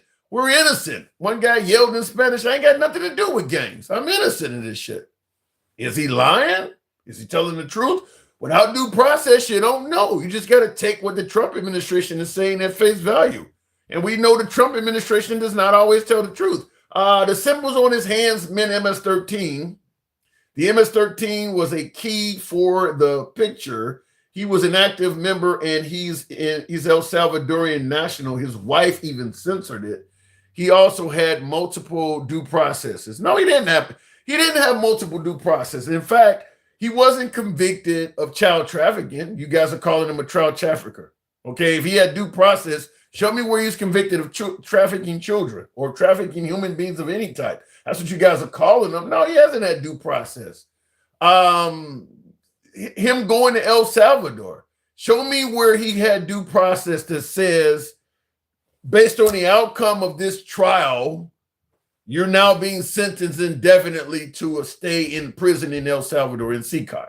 There was no due process that gave him that. He hasn't had due process. Not for the stuff they're doing to him. He may have had due process that determined he has no right to remain in the country. But the punitive measures that the Trump administration are taking against him, there's been no due process of that. And Robert Kennedy says he's illegal. Enough said.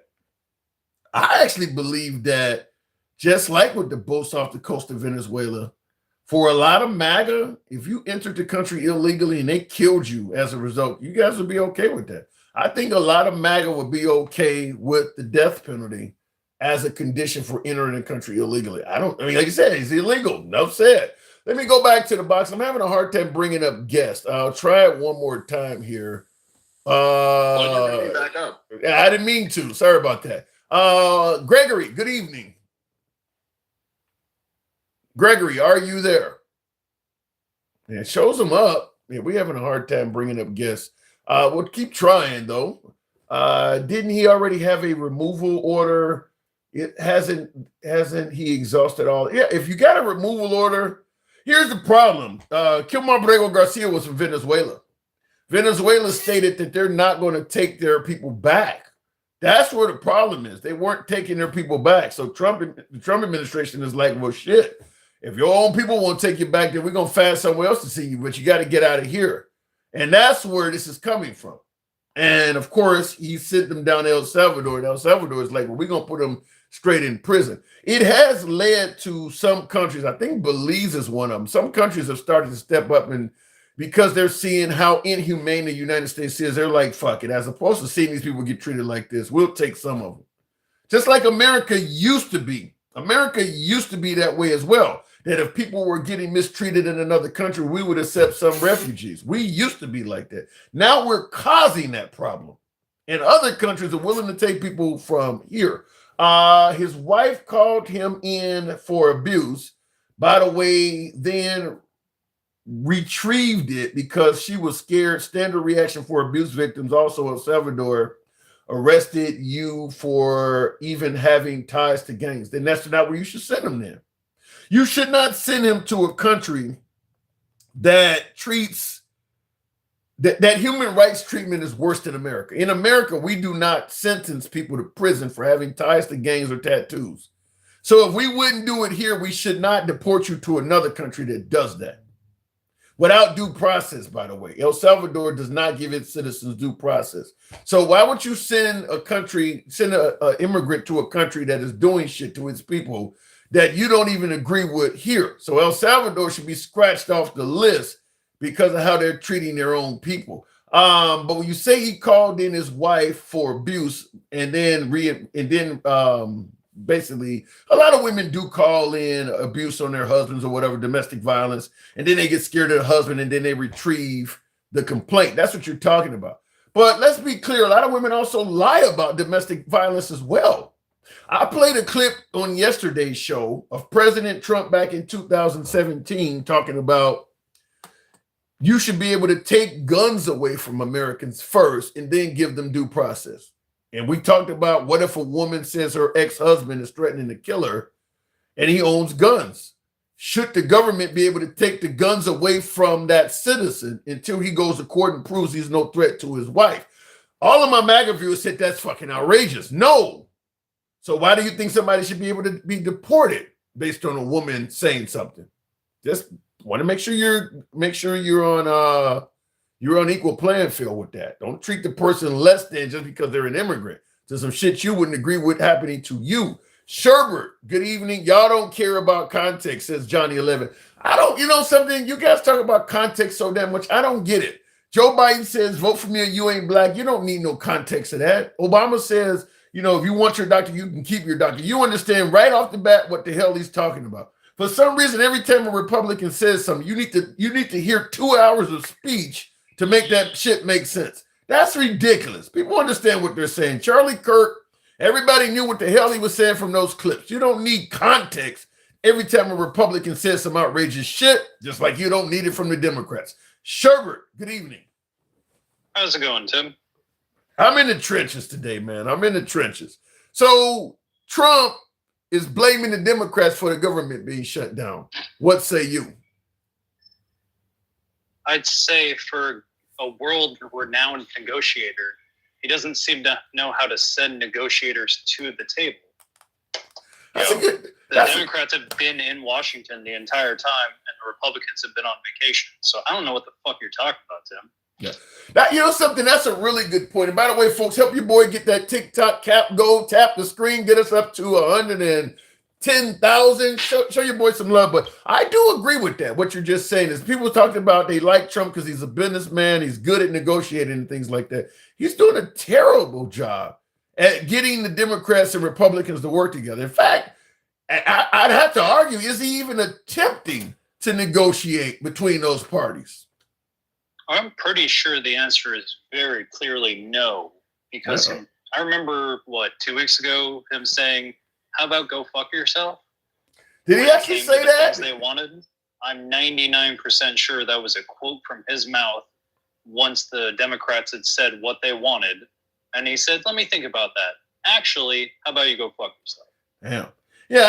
I don't see where he's even attempted to negotiate with the Democrats. Neither have I. So when they say it's all the Democrats' fault, I don't know what they're saying. And if they keep talking about immigrant health care, I'm going to start punching people in the face. Yeah, and by the way, in the comments, Cody Lux says, by the way, got to stop chatting, need to save money. No, Cody Lux, we like you. Thank you. No, but you know something? I do believe that at this point, Trump has probably said and done so many awful things toward the Democrats. Some of it, I guess, in revenge. He believes the Democrats did him wrong. He's taking so much revenge out on the Democrats. I don't see how the Democrats would ever work with him. I just can't see. Because I've asked viewers on the show, what can Trump do to make you, maybe see better in him? And, Gangsta Grandma, all of them are like, nothing. There's nothing he can do. I have seen the core of that man's character, and everyone else is seeing a shiny beacon, and I see a rotten apple. But even a rotten apple has something that they can win you over on. No, it's a puddle of a rotten apple here, Tim. There is no saving this man to be a good person. He wants to shut down the government, and I just heard a report that he's already working on how to cancel the midterms because he's going to have a state of emergency, and then, don't worry about elections. We can't do that right now. He's already has his election integrity people, shutting down the fraud aspect of that. And then they said to the people running the elections, don't worry about it. There's going to be a state of emergency. We're working on that right now. So no, he's a terrible sludge of an apple person on the inside. And I don't give a fuck what MAGA Reacts says. If he can only see the shining smiles, he's an evil person. And I'm fucking done pretending otherwise. Let me say it this way. By way of yes or no in the comments, how many of you folks believe that Trump would try to use some sort of created emergency to stop the midterms? I don't know. That's pretty brutal. I know he was standing next to Vladimir Zelensky of the Ukraine, and something like that came up where, they were asking Zelensky, when was he going to hold an election? And Zelensky said, we can't right now. We're at war. And Trump was like, well, all you got to do is start a war. I mean, Trump made a reference to it, but you really think he would try to stop the midterms completely? The best part about that is that Putin told him that there are no mail-in ballot elections that are actually proper, even though Russia does mail-in ballots. And so he's too dumb to even understand that the person who told him that is doing the exact same thing. No, I don't trust anything right now, Tim. I'm becoming way more radicalized by the amount of stupidity in the goddamn air. Ooh. What about now, Matt? Your best friend MAGA React says, "Why would the Republicans interfere?" That guy. He says, "Why would the Republicans interfere with the midterms? They're going to win anyway." If we even have elections, we'll see. Like, that's how doomered I am right now, is that there probably won't even be elections at this point because stupid fuckers like MAGA Reacts is just going to go, there was an emergency, they couldn't do it. We'll just wait another 2 years and everything will be fine. Fuck you, MAGA Reacts, you spineless piece of shit. I hope you break both your knees. That's cruel. What the hell? Yes, and he deserves it. He deserves much worse. But I hope somebody hits him in the knees with a baseball bat, or he just falls down some stairs. I'd be happy. The guy just happy. I'd be jumping for joy the same way when CK went down. Oh, I fucking hate that guy. Wait a minute. You're saying when CK, I'm about to say the phonetics, but the phonetic for C is Charlie. You're saying that when CK went down, we'll say when you actually jumped for joy at that? When I called you that day, I started off with Ding Dong, the witch is dead. What did he do that was that bad? It's just free speech.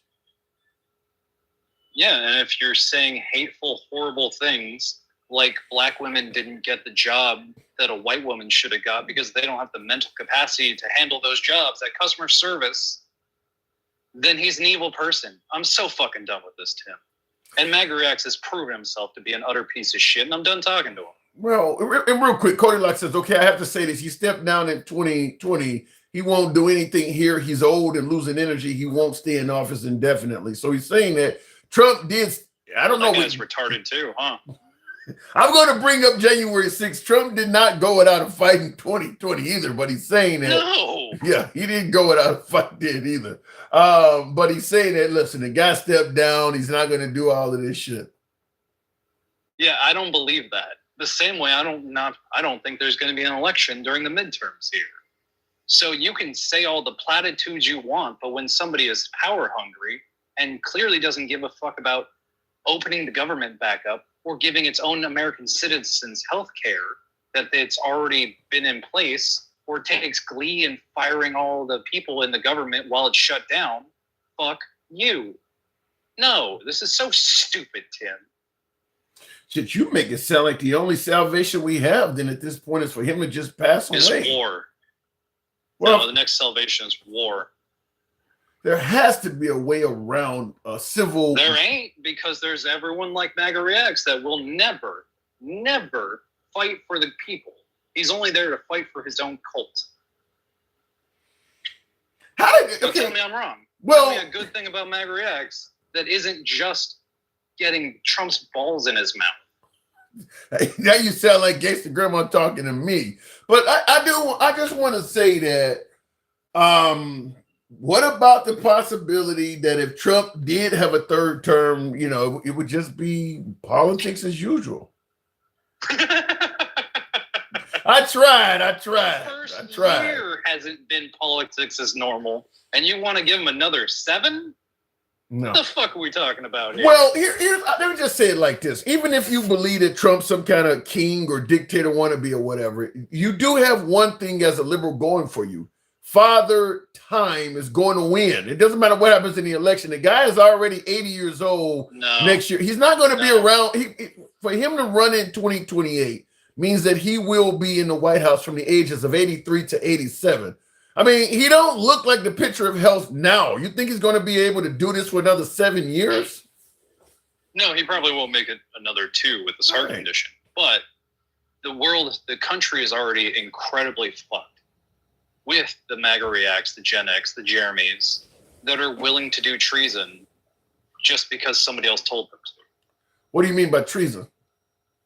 They're the ones that would have been in January 6th. They're the ones that are going to tear down the country because they're too dumb to actually understand that people need help. And we should maybe give health care to people. Well, that ain't got specifically the American citizens. Yeah, but that not don't even the illegals. That don't have nothing to do with just Trump or MAGA. I mean, the right does not want to. The country's done. Yeah, the right. Done, yeah, what are you talking about? Well, what the point I'm making is, we're not going to survive another 2 years of Trump here. How do you think he's going to destroy it? I think you might be a bit heavy with that. 2 more years under Trump. I definitely am. You're saying 2 more years under Trump and the whole. Destroy it. Wait a minute, you're saying 2 more years under Trump, and I see in the comments, Cody Locke says the caller is the epitome of party tolerance. You're telling me that 2 more years under Trump. I got no more tolerance. I got 0 fucking tolerance for you traitor fucks. How are they trading it? I am a generally nice person in my day-to-day life. I try to be very zen. But all of these people are literally trying to get rid of the government and have a fascist dictator. Fuck you guys. I will no longer be tolerant. I will no longer give an inch. They're terrorists. But let me take the other side of this. I don't think in defense of MAGA, not Trump this time, in defense of MAGA, based on what I'm seeing, I don't think that MAGA wants to get rid of the government as you're talking about. I believe that they believe that Trump has the right vision for this country, and they're just willing to put their trust in Trump. I believe Trump wants to get rid of the government. Yeah, that's the scariest thing ever, is that they put their trust in that man when he clearly doesn't understand anything. I mean, it was pretty bad under his first term when he said, nobody knows more about mining than I do. Nobody knows about infrastructure than I do. Nobody knows. Yeah. At least he's not saying that now. But he clearly doesn't know anything. He doesn't even know how a tariff works. He probably is still saying it. He just ain't saying it on TV. He probably is still saying it to people behind the scenes. I remember he said, I know more about the war on the ground than the generals. I know more about COVID than anybody. He said that on everything. The guy likes to bloviate. That's who we elected, man. So for them to put their trust in someone who clearly doesn't even know how to bring a negotiator to the negotiation tables, then I don't trust them. I actually, in defense of Trump now, I actually think Trump does know how to negotiate, but I don't think he has any reason to negotiate with the liberals. He's not going to run again. He doesn't have anything to worry about, losing the second election or whatever. He don't give a fuck about the midterms. Listen, it's his job. If some Republican Congress or senator loses their job, I don't think he's that concerned with it. So I think he is a good negotiator. I just don't think he sees anything to gain.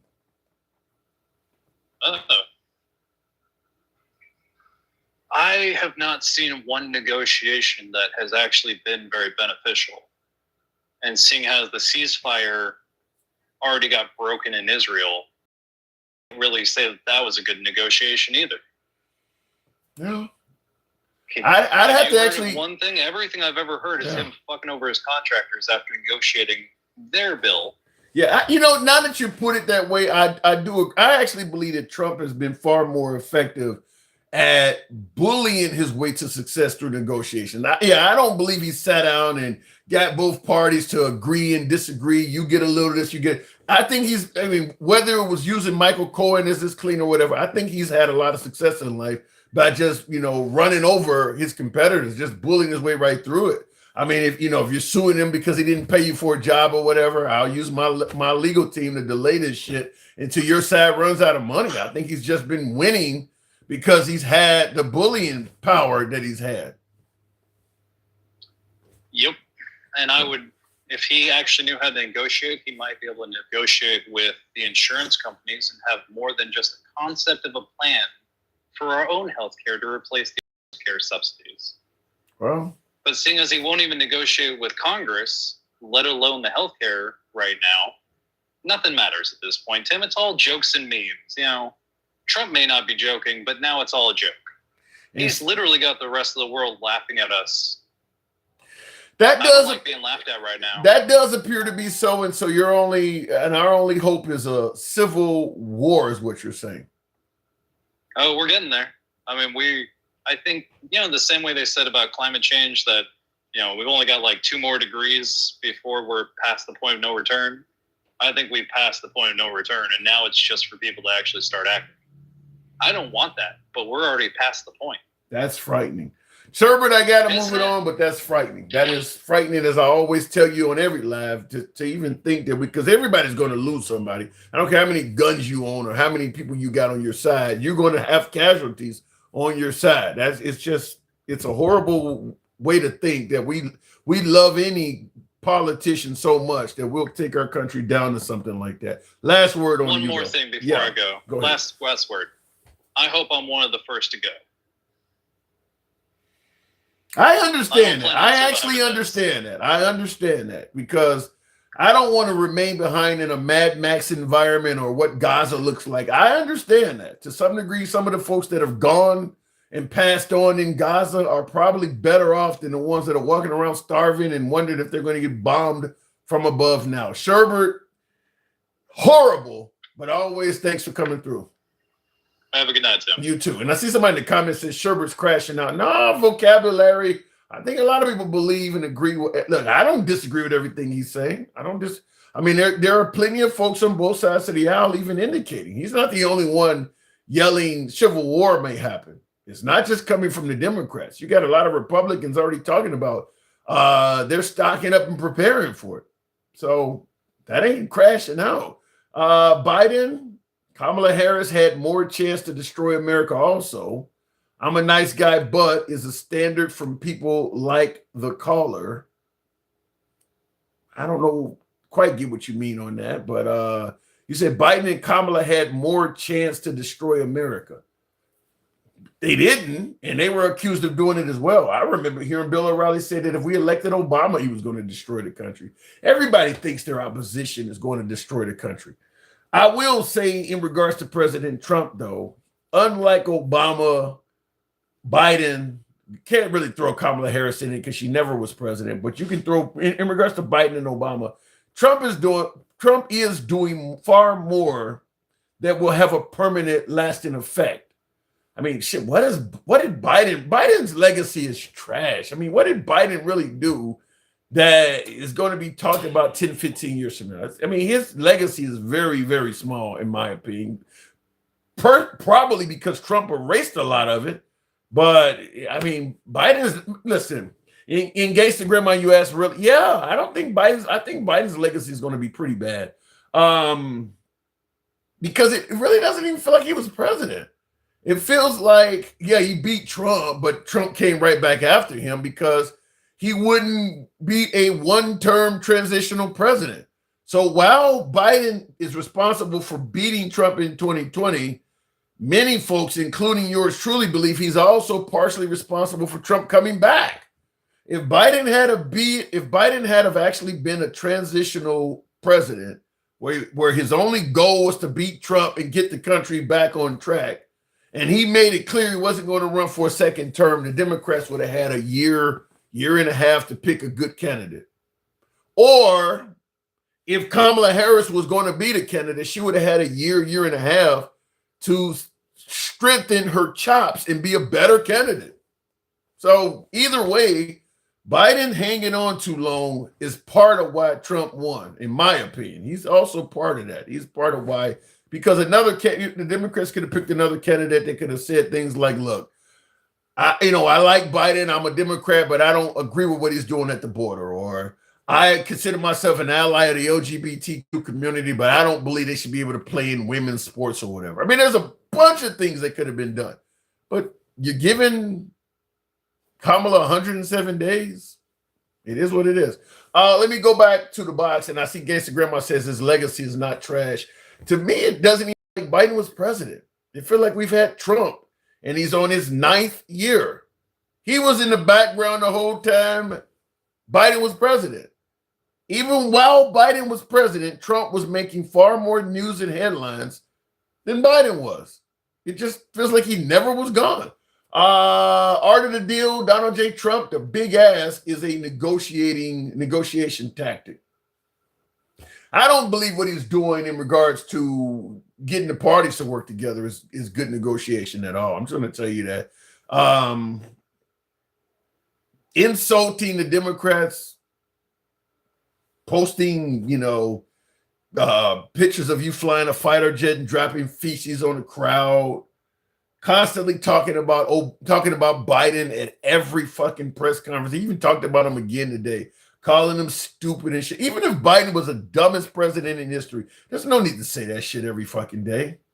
What is the difference between what Trump is doing to Biden and what MAGA refers to as Trump derangement syndrome? How can you suggest that a liberal has Trump derangement syndrome, yet this man criticizes his predecessor every fucking day and does not have Biden derangement syndrome? Other than you're being biased in how you handle out who has derangement syndrome every fucking day. He's still talking about Biden. The guy could be literally dying of, what does he have? Prostate cancer? Why the fuck is he still coming up? Okay, we get it. You think the guy was ineffective? You think the guy was stupid? You were put in to fix things. Do that. Why is he still doing that? To other world leaders and shit. You're sitting next to the Prime Minister of Australia or or Putin, or you're sitting next to Zelensky, bashing your predecessor. At what point does that not become derangement syndrome? You're 9 months in now. Now, I see in the comments, Robert Kennedy says FJB forever. Fuck Joe Biden forever. I think what you guys don't understand is karma. What goes around comes around. When you see folks laughing at what happened to Charlie Kirk that are going to be dancing whenever the fuck Trump dies, think about the shit you're doing now. Think about that. Because you don't want it to come back at you. You just like doing it. You don't like it coming back at you. It was okay to laugh at Nancy Pelosi's husband being beaten in the head with a hammer, but it's wrong to laugh at Charlie Kirk. I'm just going to tell you, when they announced that President Trump has passed away, have your car at home already to avoid the traffic. Just have your car at home already. Take that day off work because you're probably going to have a difficult time moving around in your city, avoiding all the folks that are outside celebrating. If you enjoy what he is doing to others, just be prepared for it to be done to him. That's all I'm saying. That's all I'm saying. Anyway, going back to the comments, and Mike says, I don't think you realize how messed up the Democrats are. I do realize it because he's showing us how messed up they are by repeating and mimicking it towards them. He's doing the same shit. So if you're suggesting that people don't realize how bad the Democrats are, just look at Trump. He is doing his best to mirror what he believes the Democrats are doing. Just look at him. Let me go back to the box. We'll continue on with Mike. Good evening, Mike. Welcome to the program. Paul Pelosi was beaten by a liberal illegal. I don't give a fuck if he was beaten by an ant. Why is MAGA laughing about it? Doesn't matter who beat him up. Mike, good evening. What's going on, Tim? This ain't easy, man. This ain't easy. I know, and it doesn't help when you get up here and say some of the shit you just fucking said. It doesn't help. Oh my God! Now what did I say? Yeah. See, I wasn't coming for your neck until you said that Biden's legacy is trash. Yeah, that's bullshit, Tim. How many? Listen. How many acts or policies did Biden sign into law that hadn't been done in this country in over 20 years? Nobody's going to remember him, Mike. Trash. It's not. But again, Tim. Here's the thing. Here's where you and I. Here's where I be ready to get my boxing gloves. Oh my Lord! In between. Give me what you got. Give me what you got. Do that. Give me what you got. They're not going to. Here's the thing. What you're saying will be. If people like you who say that shit and don't remind people of what he did.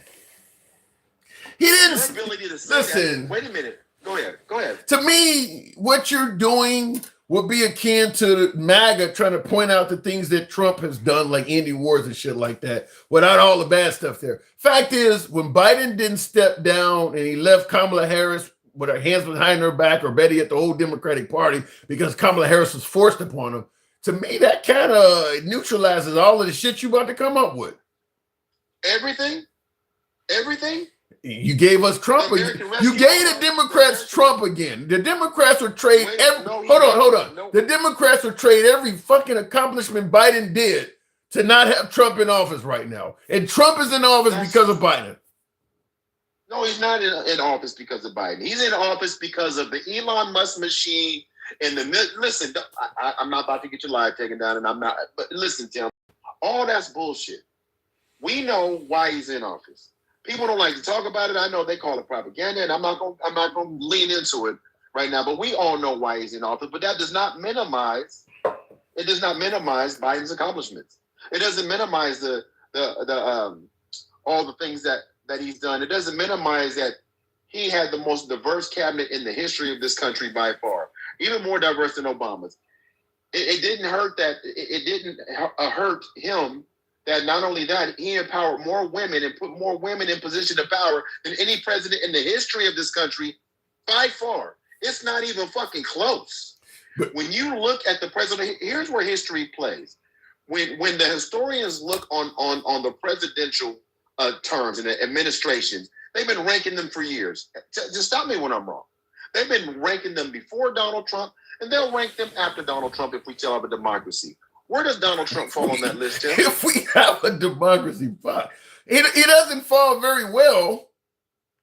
So I don't give a fuck about what MAGA thinks because nobody can change these MAGA Titanic ride motherfuckers. We're not going to change the way they think. We're not going to say anything that's going to change the way they think about where they think Trump's the greatest president ever.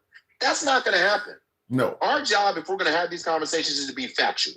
And the facts of the matter are Joe Biden was a very successful president, and in a lot of ways more successful than Obama.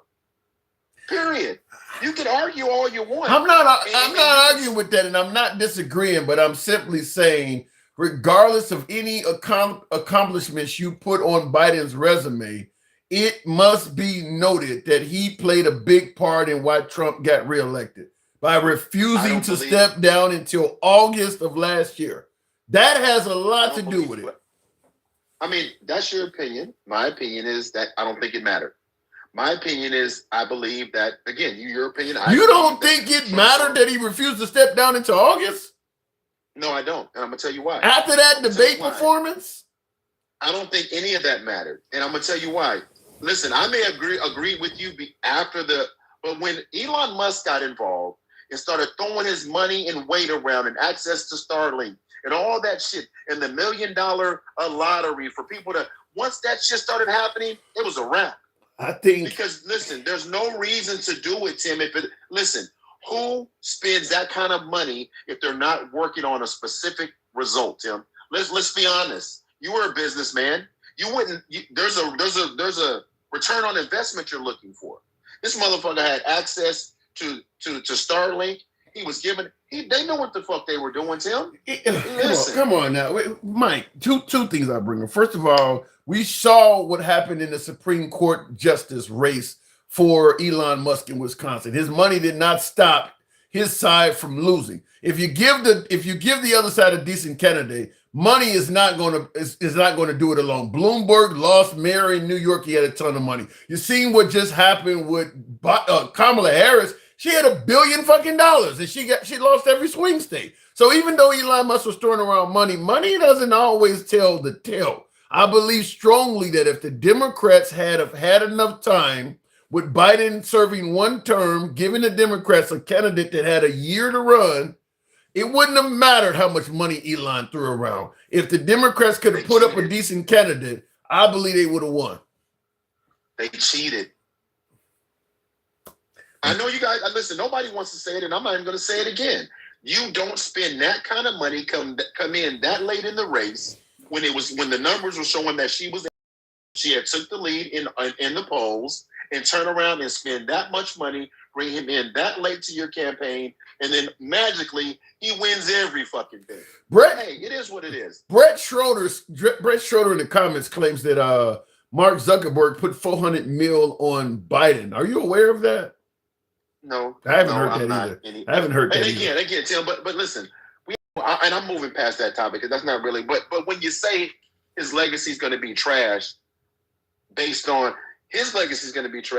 all the accomplishments he made, and because this man maintained presidential norms when it came to decorum, and so because this country took the norms that we had been accustomed to since I can remember, but I'll say in the history of this country, the bar that we have set for presidents, MAGA and white America just took that bitch and burned it. There's no bar anymore. There's no bar. We've never had a president that had children out of wedlock in the office going into it. You got to remember, Tim. Think about what I'm saying, and you can't even. That's just one thing. The amount of things that Trump has done that goes against the norms. I mean, he's not even a Christian. I mean, they talked about they wouldn't vote for Obama because he was a Muslim. I mean, Trump is on record saying he's not a. I mean, there's so many things that the right has supported. The right supporting Trump. Trump has done so many things that normally would be disqualifying for the Republican Party.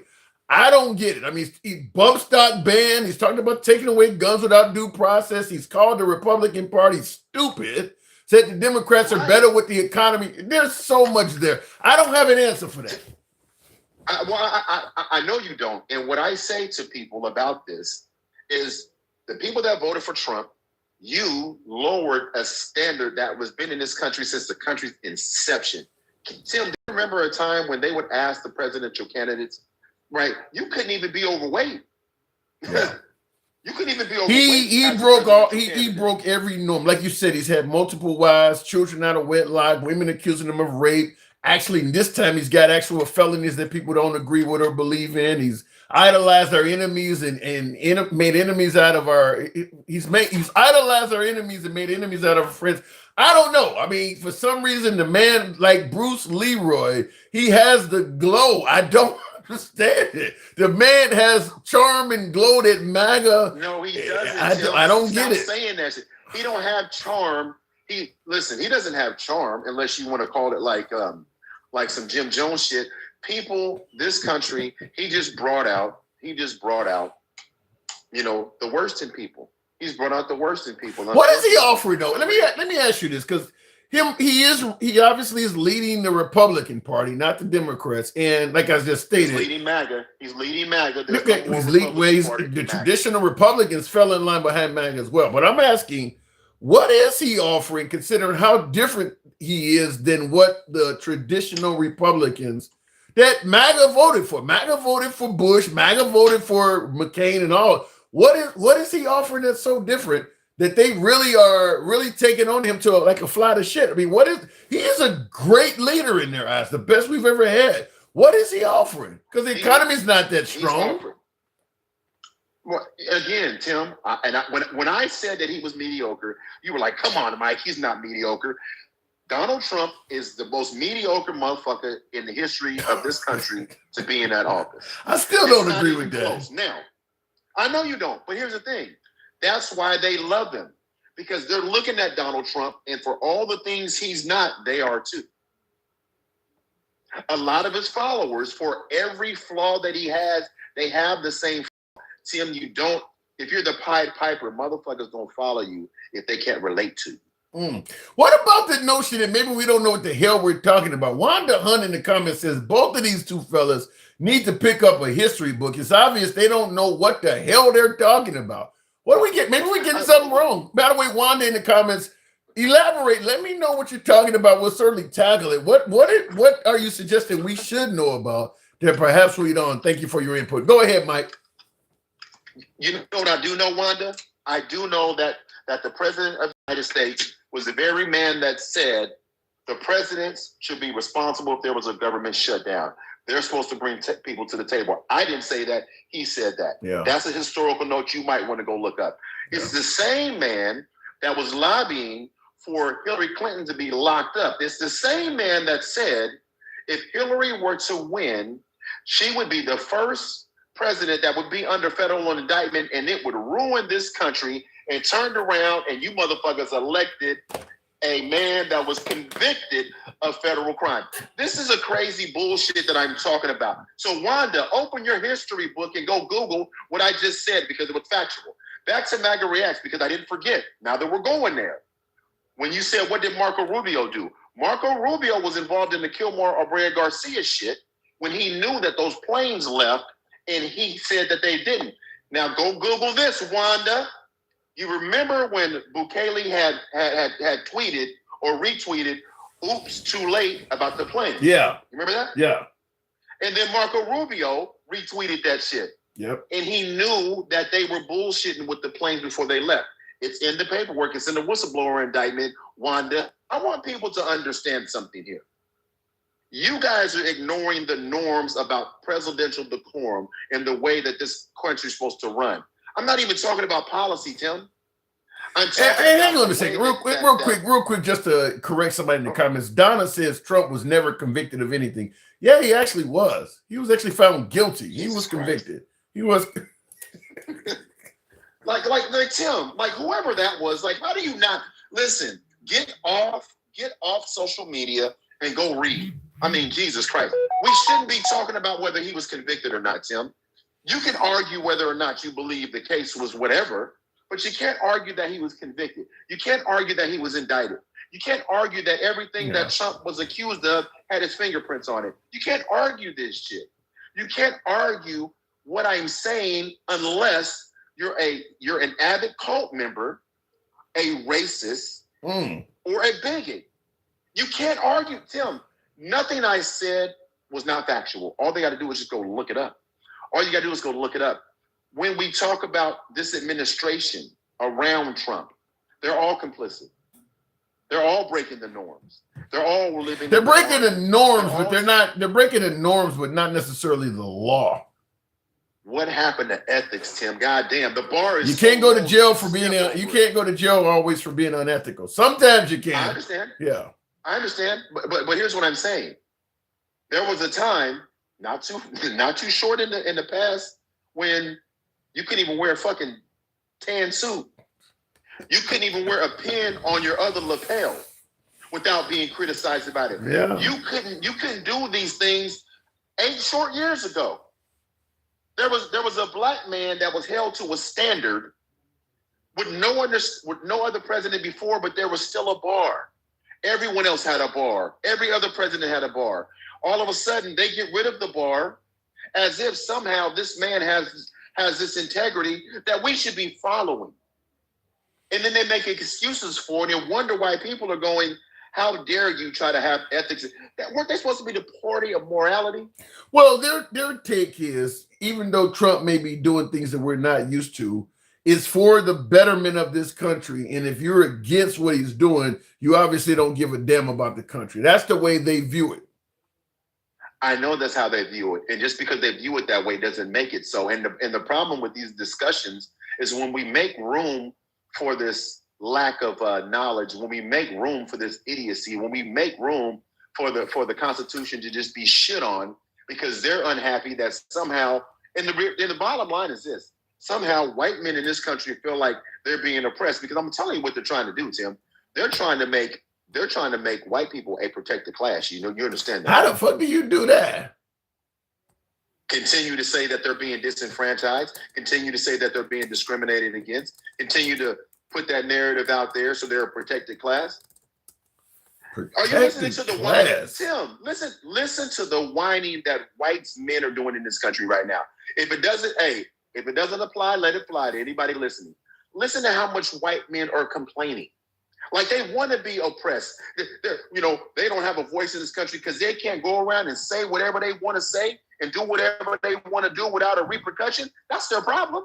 Their problem is they can't move around here and be the thing that they've always been. So they want to go back to a time when they could make America great again. Yeah, we've talked about that, and certainly I do that. The predominant people complaining are white men. White women aren't complaining to that level.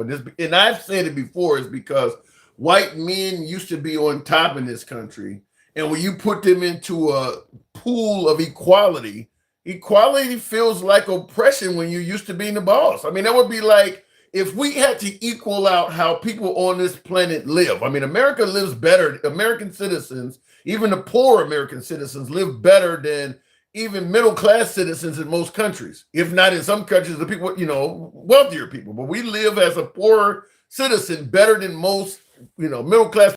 If you had to equal out how everybody live on the planet, we have to live equally there, it would feel like oppression. So when you've been on the top and all of a sudden now you got to live and be like everybody else, it feels like oppression. And that's why white males are complaining more, is because white women never really were on the top. White males were. That's why the overwhelming majority of people complaining about affirmative action and DEI are white males, because it took away from them. DEI wasn't created to take away what the benefits white women were getting. It was men. It was the dudes that were getting all of that shit. And again, I want to correct you, because words matter. It wasn't created to take away anything. Well, to equal out. Right. To take away the supremacy. Now, they feel like it's taking something away. Charlie Kirk even said it. And by the way, MAGA reacts, federal charges in the J6 case, and in the J6 case and in the documents case, dumbass, go read. Those were federal charges. So listen. Even when Charlie Kirk made the comment about Michelle Obama and SCOTUS Jackson. Yeah, I heard. I know right, but what he said was steal these positions from white men. Yeah. Well, let's be clear. Replacement theory is a real thing. They actually believe that. They do really believe that. I know. And again, but they believe it, but they don't acknowledge it, right? And I didn't say he was found guilty, dumbass. That's why I said, MAGA reacts. Go put some air in your girlfriend because she's probably leaning over in the my God. Use the bike pump and make sure she's standing up properly before you go over there, because you're not equipped for these conversations. I keep telling you that. You don't listen. So what happens, Tim, is this. What happens and what's happening is people excuse this abhorrent behavior. I just believe this.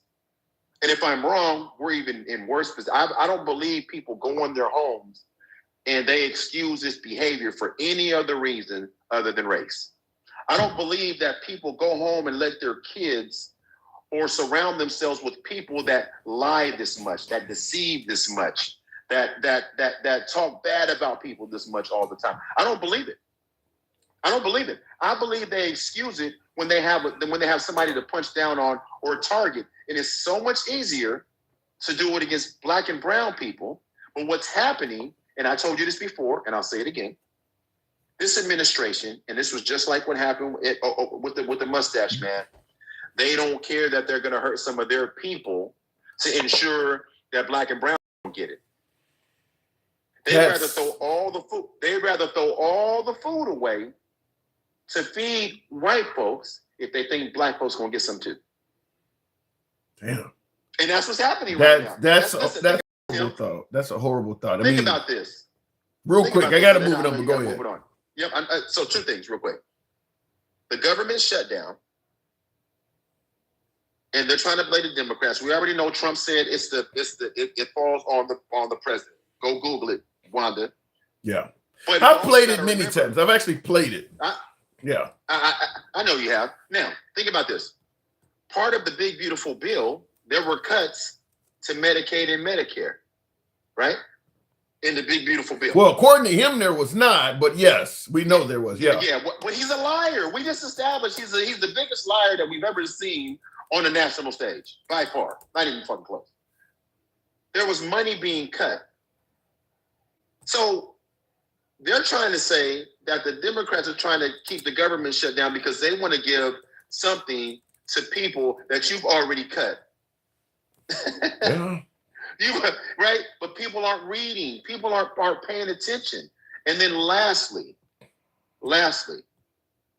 they're okay with him unaliving people on these boats with no evidence that they've done anything. Yeah, that one I don't like. That one to me is that one really is concerning. Is that we're allowing him. I mean, just like we allowed him to tear down the East Wing of the White House without him, we allowed him to deport folks back to the El Salvador prison. I mean, I don't see. Look, it ain't hating Trump. It ain't Trump derangement syndrome to just ask a few questions such as, "Could you actually show proof of what you're saying, sir?" I mean, we do allow him to do a lot based on his word alone, and I think that what you're bringing up is another good example of that, where you're actually killing folks. You're actually killing people, and you're not providing the name of who you killed, or you can. Now that he's dead, can you show us maybe a photo of him loading up the boat with keys of cocaine or keys of fentanyl? I mean, show us something.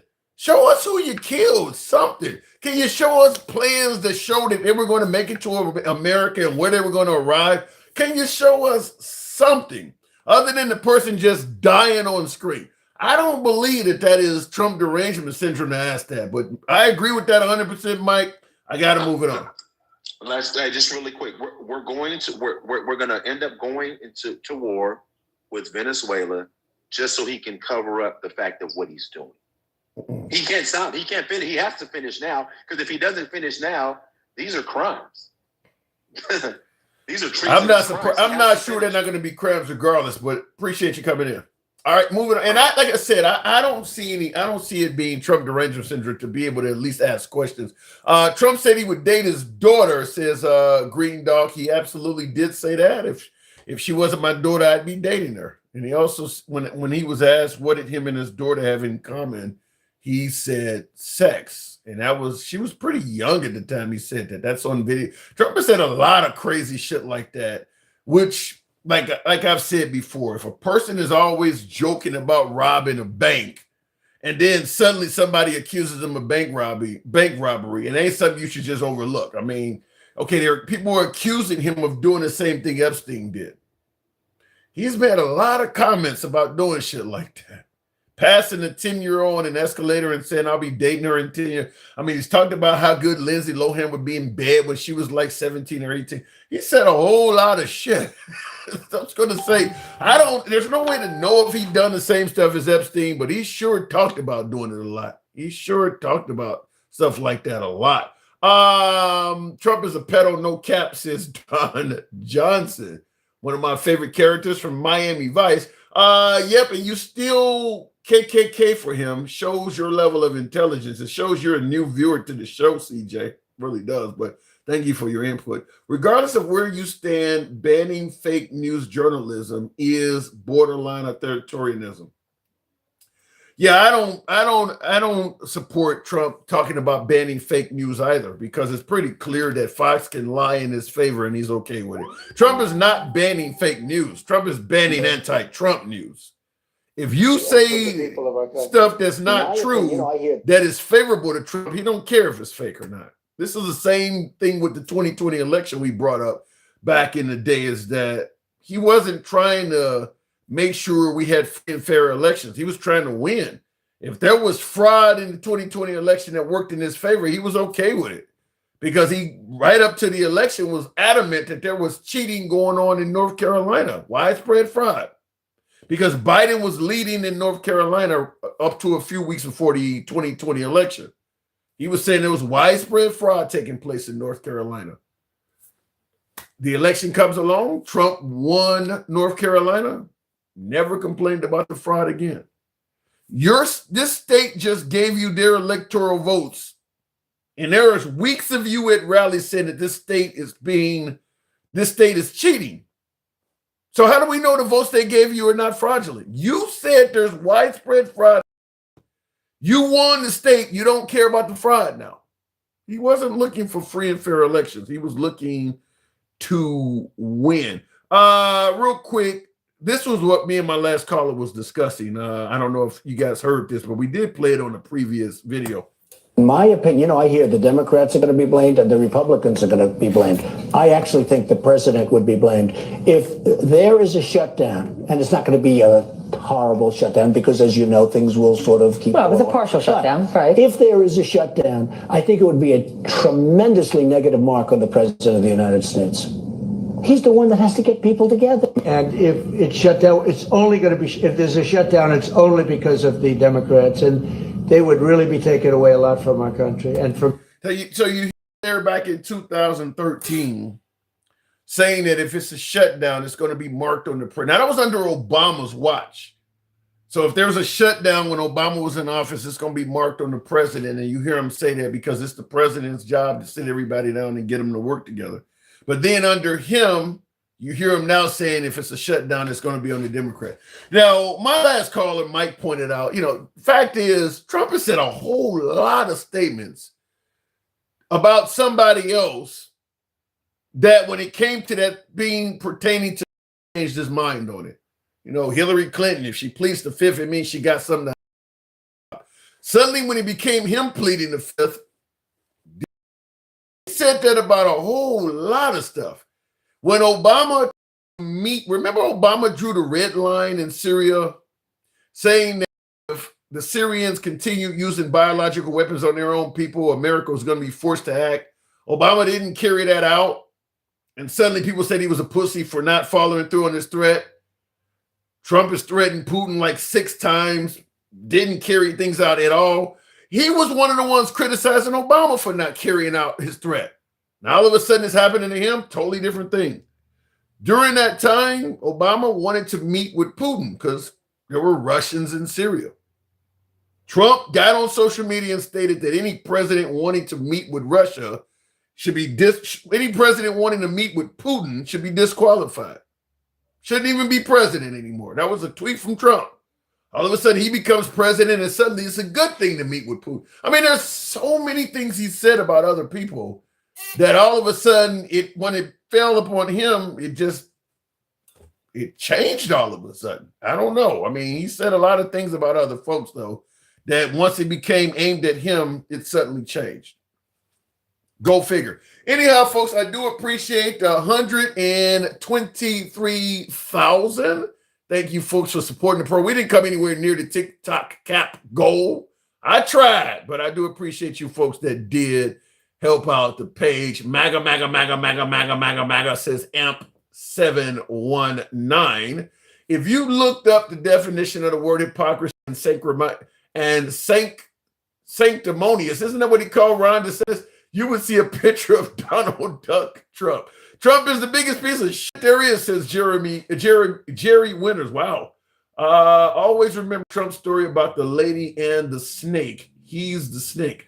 I don't know what this is. I just have to look that one up. But thank you, folks. Yeah, I did see that tomorrow when Trump, when my last caller, Mike, said that MAGA Reaction needs to put some error in his girlfriend. Oh my God. Some of the things that get said on this program, this is a live programming, so you hear this shit live. I always appreciate you folks tuning in. We don't censor anybody. We never have. We never will. We are MAGA friendly. I get that MAGA don't like Trump being criticized, but we do our fair share of criticizing some liberals sometimes as well. But this is live programming, so some of that shit is funny as hell, such as telling a viewer to put air in his fucking girlfriend. It is what it is. Anyhow, folks, thank you guys for tuning in. We'll be here tomorrow as always. If you enjoy this type of uncensored dialogue, uncensored programming from all sides of the aisle. We go left of Bernie Sanders to I'm having dinner with Q without anybody getting censored. You can be critical of anybody on the damn program, including yours truly. Always has been that way, always will be that way. If you enjoy all of this, feel free to follow the program if you're currently watching on Instagram, TikTok, or Facebook. And if you're watching on YouTube, give your boy a follow. Until then, I'll see you folks mañana. Y'all take care. Stay safe. It's your boy Tim, the Handsome Liberal. I got to go. Thank you. And thank you folks on YouTube.